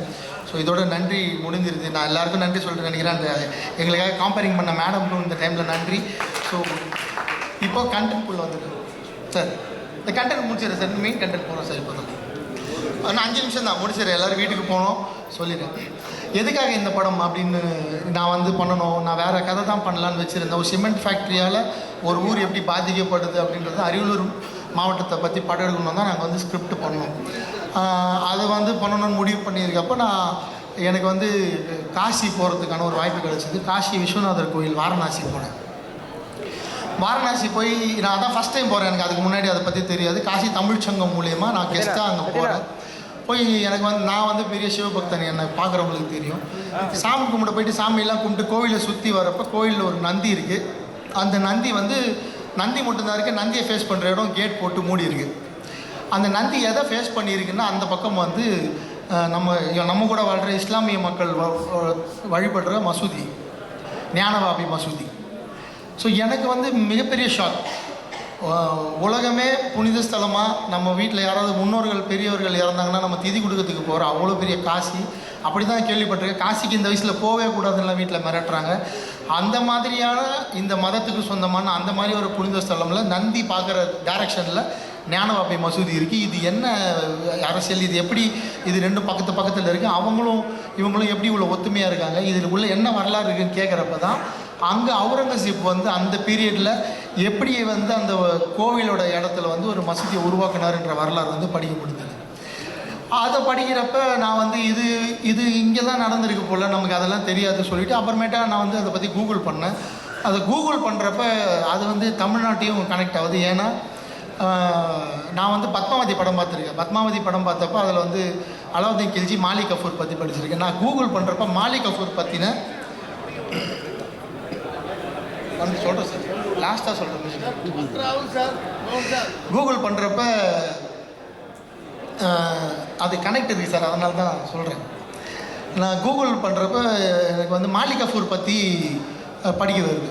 மாலிக் கஃபூர் பற்றி படித்தா மாலிக் கஃபூர் வந்து வட இந்தியாவில் மட்டும் பிரச்சனை பண்ணாமல் அவர் வந்து நம்ம சவுத் இந்தியாவிலேயும் பிரச்சனை பண்ணியிருக்காரு. மதுரையில் வந்து படையெடுத்திருக்காரு. மதுரை கோவிலில் வந்து கொள்ளையடிச்சிட்டு போயிருக்காரு.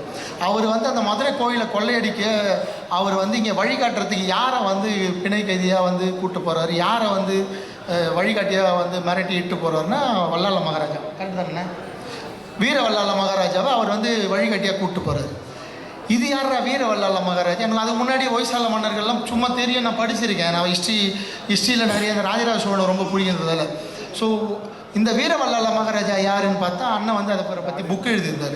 அப்புறம் அண்ணனுக்கு ஃபோன் பண்ணி இது என்னென்ன நம்ம ஊரில் இந்த மாதிரி நடந்திருக்கா, நம்ம ஊரில் இந்த மாதிரி பிரச்சனைகள்லாம் இருக்கான்னு கேட்டால் அப்போது வந்து எனக்கு இந்த கதையை சொல்லி இந்த புத்தகத்தை படிக்க சொன்னார். நான் அந்த புத்தகத்தை படித்த உடனே இதுதான் நம்ம பண்ண வேண்டிய படம், இதுதான் வந்து அடுத்த படமாக நம்ம பண்ணணும், இது எத்தனை வருஷம் ஆனாலும் பரவாயில்ல, நம்ம வந்து இந்த கதையை முடிப்போம்னு சொல்லி நான் வந்து ஒரு ஒன்லைன் ரெடி பண்ணி அது வந்து எடுத்துகிட்டு 2 வருஷமாக ப்ரொடியூசர் தேடி எனக்கு கிடைச்சது தான் சண்முகம் சார். எப்போ வந்து எனக்கு இந்த படம் வந்து ரொம்ப பெரிய நம்பிக்கை கொடுத்ததுன்னா சாவா படம் வந்து ரிலீஸ் ஆச்சு. சாவா படம் பார்க்குறப்ப எனக்கு வந்து நாங்கள் ஷூட் போகிறதுக்கு முன்னாடி ஆகிடுச்சு. சாவா படம் விஷுவல்ஸ் எல்லாம் பார்த்தோடனே எனக்கு வந்து ஒரு மிகப்பெரிய நம்பிக்கை வந்துருச்சு. இந்த படம் வந்து நிச்சயமாக தமிழ்நாட்டில் பெரிய அரசியலை பேசாது, எதிர்த்து அரசியல் வராது. ஏன்னா சாவா படத்துக்கு மியூசிக் டைரக்டர் யாருன்னு உங்கள் எல்லாருக்கும் தெரியும். ஸோ அப்படி ஒரு வரலாறை சொல்கிறப்ப அவங்க ரஹ்மான் சாரே அதில் ஒர்க் பண்ணுறாங்கன்றப்ப நம்ம தைரியமாக இந்த படம் பண்ணலாம். அந்த தைரியத்தோடு தான் நான் போய் ஜிப்ரான் சாரை போயிட்டு இந்த கதை சொன்னேன். ஸோ ஜிப்ரான் சார்கிட்ட நான் போய் இந்த கதை சொல்லி முடிக்கிறப்ப, ஏன்னா உங்களுக்கு அவர் ஜிப்ரான் சாரை பற்றி தெரிஞ்சிருக்கும். ஸோ நான் போய் ஜிப்ரான் சார்கிட்ட பிஜிஎம்காக தான் நான் வந்து ஜிப்ரான் சார்கிட்ட போகிறேன் இந்த கதைக்கு. அவர்கிட்ட நான் கதை சொல்லி முடித்த உடனே அவர் வந்து என்ன நீ இப்போ சொன்னால் அதே மாதிரி தான் பார்க்குறாரு. நீங்கள் இப்படி தான் சார் இருப்பீங்களா, நான் வந்து உங்களை வேறு மாதிரி கற்பனை பண்ணி வச்சுருந்தேன், பயங்கரமாக உங்களை பார்த்தாலே பயமாக இருக்கலாம் சொல்கிறாங்க, நீங்கள் இப்படி பேசுகிறீங்களே சார். சார் அதெல்லாம் மீடியாவாக எனக்கு கொடுத்த பிம்பம், இந்த உலகம் எனக்கு கொடுத்த பிம்பம் சார். நான் ராயபுரத்தில் வாழ்கிற ஒரு சாதாரண சாமானியன் சார். நான் இவ்வளோதான், மோகன் தான். நான் சினிமாவுக்கு வந்து நான் மோகன்ஜி. அது எனக்கு கொடுத்துருக்கிறது கம்ப்ளீட்டாக வேறு சார். ஏன்னா என் நண்பர்கள் நான் வாழ்கிற பகுதியில் வந்து என்னை பற்றி சுற்றி கேட்டிங்கன்னா நீங்கள் வேறு அந்த இவர் இல்லைங்கன்னு சொல்லுவாங்க. ஸோ நீங்கள் கொடுத்துருக்கீங்களே எனக்கு ஒரு அடையாளம், எனக்கு ஒரு பிம்பம், அது நான் இல்லை. ஸோ நான் வந்து எனக்கு மக்களுக்கு தெரியாத ஒரு விஷயம், அது உண்மையான விஷயம், அது ஆத்தென்டிகேட்டட் இருக்குது, அதில் வரலாறு இருக்குது, அதில் என்கிட்ட ப்ரூஃப் இருக்குன்னா நான் தைரியமாக படம் பண்ணி இறங்குவேன். அதில் சாவான்னு ஒரு படம் வந்திருக்கு, அது ரஹ்மான் சார் மியூசிக் பண்ணிருப்போ நம்ம ஜிப்ரான் சாரை போய் அப்ரோச் பண்ணேன். ஜிப்ரான் சார் கதை சொல்லி இதையும் சொன்னோன்னே ஜிப்ரான் சார் ஓகே சொல்லிட்டார். ஜிப்ரான் சார் ஓகே சொன்னதுக்கப்புறம் தான் இந்த படம் வந்து அடுத்த லெவலுக்கு போகுது. ஏன்னா ஒரு நல்ல டெக்னீஷியன்ஸ் எல்லாம் சேர்றப்ப என் கேமராமேன் பேச மாட்டார், என் ஆர்ட் டைரக்டர் பேச மாட்டார், என் எடிட்டர் பேச மாட்டார். இப்போ இப்படி டெக்னீஷியன்ஸ் எல்லாம் கூட வச்சுட்டு இவங்களை பவர்ஃபுல்லாக இன்னொருத்தர் பேசவே மாட்டார், அவர் ஜிப்ரான் சார். இவங்க யாருமே பேசவே மாட்டாங்க, ஆனால் அவங்க ஒர்க்கெல்லாம் நான் பயங்கரமாக பேசுவேன். எம்கோனே பாட்டு வந்து சார் 2 டியூன் ஆன் பண்ணார். நான் இந்த டியூனை கன்ஃபார்ம் பண்ணிவிட்டேன். நான் தான் வந்து சிங்கர் சூஸ் பண்ணேன், நான் தான் லிரிக் ரைட்டரும் சூஸ் பண்ணேன். எனக்கு அவ்வளோ ஃப்ரீடம் கொடுத்தாரு. அது ஏதோ தெரியாதனமாக ஒரு தப்பு பண்ணிவிட்டேன். அதை இப்போ சரியும் பண்ணி பத்மலதா மேடம் பாட வச்சிட்டேன். இப்போ பத்மலதா மேடம் வாய்ஸில் தான் இந்த படம் வந்து தியேட்டரில் சாங் வந்து வரப்போகுது. அவங்க தான் இப்போ உங்கள் முன்னாடி அறிமுகம் பண்ணி வச்சேன். நன்றி மேடம், பத்மலதா மேடம், ரொம்ப நன்றி. எங்களுக்கு ஒரு இக்கட்டான சூழலில் நீங்கள் இந்த பாட்டு பாடி கொடுத்ததுக்கு ரொம்ப ரொம்ப நன்றி. அண்ட் ஜிப்ரான் சார் வந்து, சார் நான் வந்து கொஞ்சம் எனக்கு மாஸ் ஆடியன்ஸ் சார், கொஞ்சம் மாஸாக மியூசிக் பண்ணி கொடுங்க சார். இல்லை சார், இது கொஞ்சம் நான் வந்து இன்டர்நேஷ்னல் லெவலில் போகிறேன் சார், கொஞ்சம் எனக்கு ஃப்ரீடம் கொடுங்கன்னு சொன்னார். சார் ஃபுல் ஃப்ரீடம் எடுத்துக்கோங்க சார், எனக்கு கொஞ்சம் மாஸ் மட்டும் அங்கங்கே சேர்த்து கொடுங்க சார்னா. ஸோ ஒரு 50% மாஸ் எலிமெண்ட்ஸும் 50% கிளாஸ் எலிமெண்ட்ஸும் கலந்து இந்த படத்துக்கு ஒரு ரீ ரெக்கார்டிங் கொடுத்துருக்காரு. நிச்சயமாக பாருங்கள், பல இடங்களில் ரசிப்பீங்க. பல இடங்களில் இது ரொம்ப எமோஷ்னலான படம், ரொம்ப உணர்வு ரீதியான படம். அவ்வளோ அழகாக ஒர்க் பண்ணி கொடுத்துருக்காரு ஜிப்ரான் சார். ரொம்ப நன்றி. நீங்கள் உள்ளே வந்ததுக்கப்புறம் தான் அந்த ப்ராஜெக்ட் ப்ரொடியூசருக்கு எங்களை நம்பி பெரிய ஃபண்டோட இன்னும் கொஞ்சம் உள்ளே வந்தார். ஸோ இந்த நேரத்தில் உங்களுக்கு ரொம்ப ஸ்பெஷல் தேங்க்ஸ் சொல்லிக்கிறேன். அதனால தான் உங்களை கடைசியாக பேசலாம் அப்படி சொல்லி. அவ்வளோதான். நான் மொத்தமாக ஜிப்ரான் சாரை 4 தடவை மீட் பண்ணியிருப்பேன். நாங்கள் ஒரு 40 தடவை ஃபோனில் பேசியிருப்போம், அவ்வளோதான். அதுக்கு மேலே ஜிப்ரான் சார் அடுத்த படம் பண்ணுறப்ப இப்போ எப்படி மோகன்ஜி கூட ஒர்க் பண்ணீங்கன்னு கேட்காதீங்க தயவு செஞ்சு. ஸோ நான் கண்டென்ட்குள்ளே வந்துடுறேன் மறுபடியும். ஸோ இதுதான் நான் படம் பண்ண காரணம். நான் காசிக்கு போனேன், அந்த இடத்த பார்த்தேன். அப்புறம் தமிழ்நாட்டில் இப்படி ஒரு வரலாறு இருக்க பார்த்தேன். ஸோ அப்போ தமிழ்நாட்டை வந்து மாபார்னு சொல்கிறாங்க. மாபாரை கைப்பற்றுறது தான் துக்ளக்கோட ஒரே லட்சியமாக இருந்தது. ஸோ அலாவுதீன் கில்ஜி பீரியடுக்கு அப்புறம் துக்ளக் தான் வந்து இந்தியா வாழ்கிறாரு. அந்த துக்ளக் வந்து தேவகிரி, ஹைதராபாத் வந்து தேவகிரியை தலைநகராக வச்சுட்டு கொஞ்ச நாள் ஆள்றாரு. துக்ளக் ரொம்ப வித்தியாசமான கேரக்டர். அவன் எடுக்கிற முடிவு நல்லதாக கெட்டதான் அவனுக்கே தெரியாது. ஸோ அந்த மாதிரி ஒரு டிஃப்ரெண்ட்டான கேரக்டர். ஸோ அந்த மாதிரி ஒரு கேரக்டர் வில்லனாக கிடைக்கிறப்போ ஆட்டோமேட்டிக்காக அந்த ஹீரோ கேரக்டர் ரொம்ப ஸ்ட்ராங்காகிடுது. அண்ட் இந்த படம் வந்து வில்லனாக நாங்கள் வந்து இப்போ காட்டியிருக்கிறோம். இதில் வந்து இஸ்லாமியர்களை நீங்கள் காட்டியிருக்கீங்க, நிறைய பேர் என்கிட்டலாம் கேட்டாங்க. நான் அவங்க எல்லாருக்கும் ஒரு விளக்கம் சொல்லிடுறேன். இந்த படத்தில் நம்ம கூட இப்போ இணக்கமாக வாழ்கிற, நம்ம கூட இப்போது அண்ணன் தம்பியாக இருக்கிற இந்திய இஸ்லாமியர்களை எந்த வகையிலும் இந்த படம் வந்து துளி கூட வந்து காயப்படுத்தாது. அவங்களுக்கு இது வந்து ஒரு அவங்களோட ஆரிஜின் எது, அவங்களோட தொடக்கம் எதுன்னு வேணால் அவங்களுக்கு வந்து புரிய வைக்கும் இந்த படம். அதை தாண்டி இது கமர்ஷியல் தான். நான் ரெக்வஸ்ட் பண்ணி கேட்டுக்கிறது, படம் பார்க்குற பார்வையாளர்களை, இதுக்கப்புறம் படம் பார்க்க போகிற நிறைய பொலிட்டிஷியன்ஸ்லாம் படம் பார்க்க போகிறாங்க, நிறைய இதை பற்றி டிபேட்ஸ் வரப்போகுது. நான் வந்து மீடியா கிட்ட, மக்கள்கிட்ட, படம் பார்க்க போகிற எல்லார்கிட்டையும் கேட்டுக்கிற ஒரே விஷயம், நீங்கள் எப்படி வீரபாண்டிய கட்டபொம்மன், அப்புறம் சிறைச்சாலை, அப்புறம் மதராசப்பட்டினம், இந்த மாதிரி படங்கள்லாம் பிரிட்டிஷை காட்டுறப்ப அவங்கள பிரிட்டிஷாக மட்டும் பார்த்தீங்களோ, அவங்கள வந்து எந்த மதத்தை அடையாளத்திலையும் பார்க்காம பிரிட்டிஷாக மட்டும் பார்த்தீங்களோ, அதே மாதிரி இந்த படத்தை துருக்கியிலேருந்து நம்ம நாட்டை கைப்பிடிக்க வந்து அந்நியர்களை மட்டும்தான் நீங்கள் பார்க்கணும். அப்படி நினச்சி தான் நான் இந்த ஸ்கிரிப்ட் எழுதியிருக்கேன். அப்படி இந்த தைரியத்தில் தான் நான் இந்த படம் பண்ணியிருக்கேன். நீங்கள் அவங்கள ஒரு மத அடையாளத்தோடு பார்த்தீங்கன்னா ஏன்னா அவங்க வாழ்க்கை நான் தப்பாக காட்ட முடியாது, அவங்களும் அப்படி தான் வாழ்ந்தாங்க. அவங்களுக்கும் நம்ம கூட வாழ்கிற, நம்ம கூட இருக்கிற இங்கே இருக்க இந்திய இஸ்லாமியர்களும் தமிழ்நாட்டில் இருக்க இஸ்லாமியர்களுக்கும் நிறைய வித்தியாசம் இருக்குது. அதை இந்த படத்தில் சொல்லியிருக்கோம். அது வந்து யாரையும் எந்த வகையிலும் காயப்படுத்தாது. நான் இந்த நேரத்தில் உறுதி கொடுத்துறேன். இது முழுக்க இந்த நாட்டை படையெடுத்து அடிமைப்படுத்த வந்த துருக்கியிலிருந்து வந்தவர்களை பற்றிய கதை. அவங்க தான் இதில் வில்லனாக இருப்பாங்க. 3 வில்லன்கள் இதில். ஒன்று கணேஷ் கௌரங் பற்றி பேசல, சாரி சார், ஒழிஞ்சிட்டீங்க சார், தெரியல. ஸோ அவர் வந்து பல்பானா நடிச்சிருக்காரு, பல்பான். அவர் தினேஷ் லம்பா சார் கியாசுதீன் தம்கானியா நடிச்சிருக்காரு. அண்ட் சிராக் ஜானி சார் முகபத் பின் துக்ளக்கா பண்ணியிருக்காரு. ஸோ 3 வில்லனுங்க. இவங்களுக்குள்ள என்ன நடக்க போகுதுன்றதான் படம். இவங்களை வந்து எப்படி வல்லாளர் ஃபேஸ் பண்ண போகிறாரு, வல்லாளருக்கு அப்புறம் வீரசிம்ம காடவராயன் அவங்களை எப்படி ஃபேஸ் பண்ண போகிறாரு, வீரசிம்ம காடவராயனுக்கு சம்பூரவர் எப்படி ஹெல்ப் பண்ண போகிறாரு, வீரசிம்ம காடவராயனோட அப்பா சரவணன் சுப்பையா சார், அவர் மல்லையனரை பண்ணியிருக்காரு. சரவணன் சுப்பையா சாரை பற்றி பேச முட்டேன் சார், எங்கே இருக்கீங்க, கிளம்பிட்டாங்க, அதில் சாரி. சரவணன் சுப்பையா சார் இதில் ரிஜத் சாருக்கு அந்த கேரக்டருக்கு ஃபாதராக பண்ணியிருக்காங்க. ஸோ இவங்க எல்லாருக்கும் இந்த கேரக்டர்ஸ்குள்ளே என்ன நடக்குதுன்றது தான் இந்த படம். நாங்கள் வந்து இந்த படத்தை பொங்கல் வெளியீடுன்னு எங்களுக்கு வந்து அது எப்படி அமைஞ்சுது தெரியல. நாங்கள் ஆக்சுவலாக 23ஆம் தேதி ரிலீஸ் பண்ணுறதா இருந்தோம். அன்றைக்கி திடீர்னு தலைப்படம் வருதுன்னு சொன்னாங்க. சரி 30ஆம் தேதி போயிடலாம், கொஞ்சம் ஃப்ரீயாக இருக்கும், டிராஃபிக்லாம் வேணாம் சொல்லி 30ஆம் தேதி பிளான் பண்ணோம். ஏன்னா இந்த படம் 5 மொழியில் நாங்கள் வந்து தயார் பண்ணிட்டோம். தமிழ் இல்லாமல் தெலுங்கு, ஹிந்தி, கன்னடா, மலையாளம் 5 மொழியிலையும் இந்த படம் ரெடி ஆச்சு. சென்சார் இன்றைக்கி தெலுங்கு முடிஞ்சிருச்சு, இன்னும் 3 லாங்குவேஜ் சென்சார் தான். ஸோ 30ஆம் தேதி தான் எங்கள் பிளான். இதை வந்து இந்தியா முழுக்க ஒரே டைமில் ரிலீஸ் பண்ணலாம், அந்த பிளானில் தான் இருந்தோம். திடீர்னு ஒரு வேக்கண்ட் ஏற்பட்டதால் டிஸ்ட்ரிபியூட்டர்ஸ்லாம் ஃபோன் பண்ணி இமீடியட்டாக ப்ரொடியூசர் கிட்ட பேசி, சார் நல்ல ஸ்பேஸ் இருக்குது, நீங்கள் சென்சார் சர்டிஃபிகேட் வாங்கிட்டீங்க, நாங்கள் வந்து போனோமா டிசம்பர்லேயே நாங்கள் சென்சார் படத்தை முடிச்சிட்டோம், சென்சார் சர்டிஃபிகேட் வாங்கிட்டீங்க, நீங்கள் வாங்க சார் படம் ரெடினா சொன்னோடனே டிஸ்ட்ரிபியூட்டர் ஒரு முடிவு எடுத்து இந்த படம் பொங்கல் வெளியிடுன்னு சொன்னார். நான் கூட சொன்னேன், சார் இன்னும் கொஞ்சம் எங்களுக்கு டைம் கொடுங்க சார், கொஞ்சம் ஒர்க்கெல்லாம் இருக்குது முடிச்சிக்கிறேன், இல்லை உங்கள் ஒர்க்கை ஸ்பீட் பண்ணுங்கன்னு சொல்லி நான் ஜிப்ரான் சாரை போட்டு 2 நாளாக தூங்க விடாமல் வேலை வாங்கி, கேமராமேன் 3 நாளாக வந்து டிஐ ஸ்டுடியோலேயே தூங்காமல் அங்கேயே தூங்கி எழுந்து என் கூட ஒர்க் பண்ண என் தம்பி சுரேந்தர் அவங்க டிஐ டீமில் அவன் தூங்காமல் வேலை பார்த்து, என் சுமன் அசிஸ்டன்ட் டைரக்டர் அவன் என் ஆஃபீஸில் சிஸ்டம்லேயே இருந்து, என் டிசைனர் பிரவீன் அவன் பெங்களூரில் இருக்கான், அவன் 2 நாள் ஆஃபீஸில் லீவ் போட்டு அவனுக்கு புதுசாக குழந்தை பிறந்திருக்கு இப்போ தான் ரீசெண்டாக, அவன் அந்த குழந்தை கூட டைம் பண்ண முடியாமல் என் கூட இவ்வளோ கஷ்டப்பட்டு இந்த படம் பொங்கல் ரிலீஸ்னு போட்டு கொண்டு வந்திருக்கோம். நல்லபடியாக பொங்கலுக்கு ரிலீஸ் ஆகும்னு நினைக்கிறேன். ஏன்னா இவ்வளோ அர்ஜென்ட்டாக வரப்போ பல நெருக்கடிகள் இருக்குது, நிறைய படங்கள் ஒன்று சேருது. கடவுள் எங்கள் கூட துணை இருப்பாருன்னு நினைக்கிறோம். நான் நிச்சயமாக இந்த ப்ரொடியூசரை காப்பாற்றி ஆகணும். ஏன்னா நான் இது வரைக்கும் எடுத்த எந்த படமும் தயாரிப்பாளருக்கு நஷ்டம் கொடுக்கல. என் மேலே 1000 விமர்சனங்கள் வந்தாலும் நான் இடி தாங்கி மாரி அதை தாங்கிக்கிறேன்.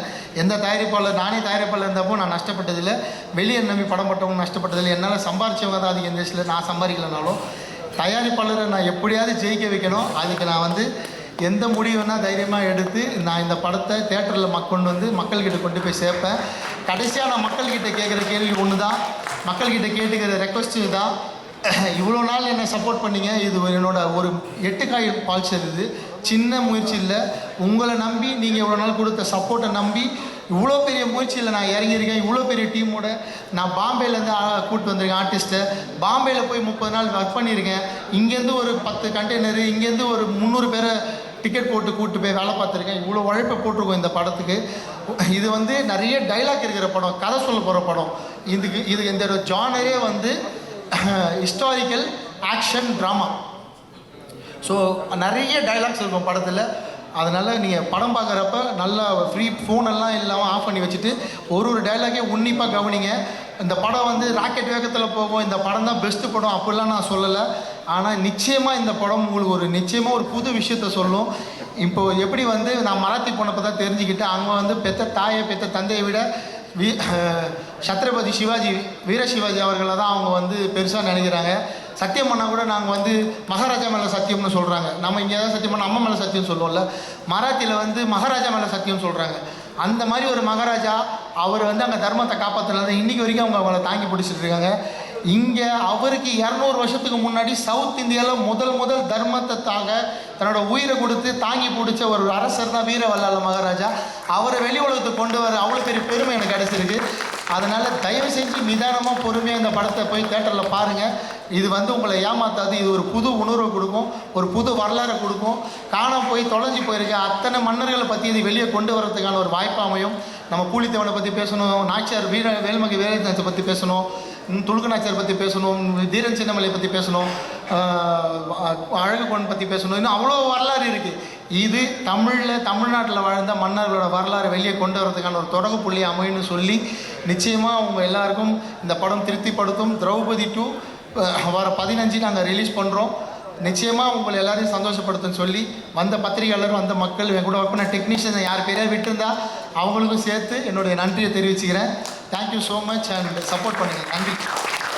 Thank you sir. கண்டிப்பாக திரௌபதி 2 நீங்கள் நினைக்கிற மாதிரி பெரிய வெற்றி அமையணும், கண்டிப்பாக அமையும் சார். ப்ரொடியூசருக்காக ஒரு 2 மினிட்ஸ் யாரும் கலைய வேணாம், அப்படி நாங்கள் குரூப் பண்ணி இன்னொரு ஒரு ஃபோட்டோ எடுத்துருக்கேன் அப்படி எங்கள் team.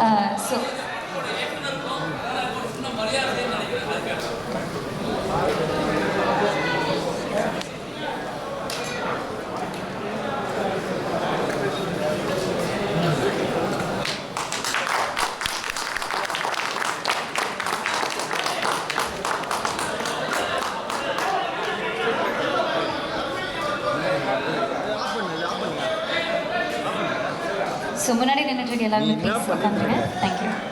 So please be seated sir. ஒரு வேலைக்கு லாகிருக்கியா நீ?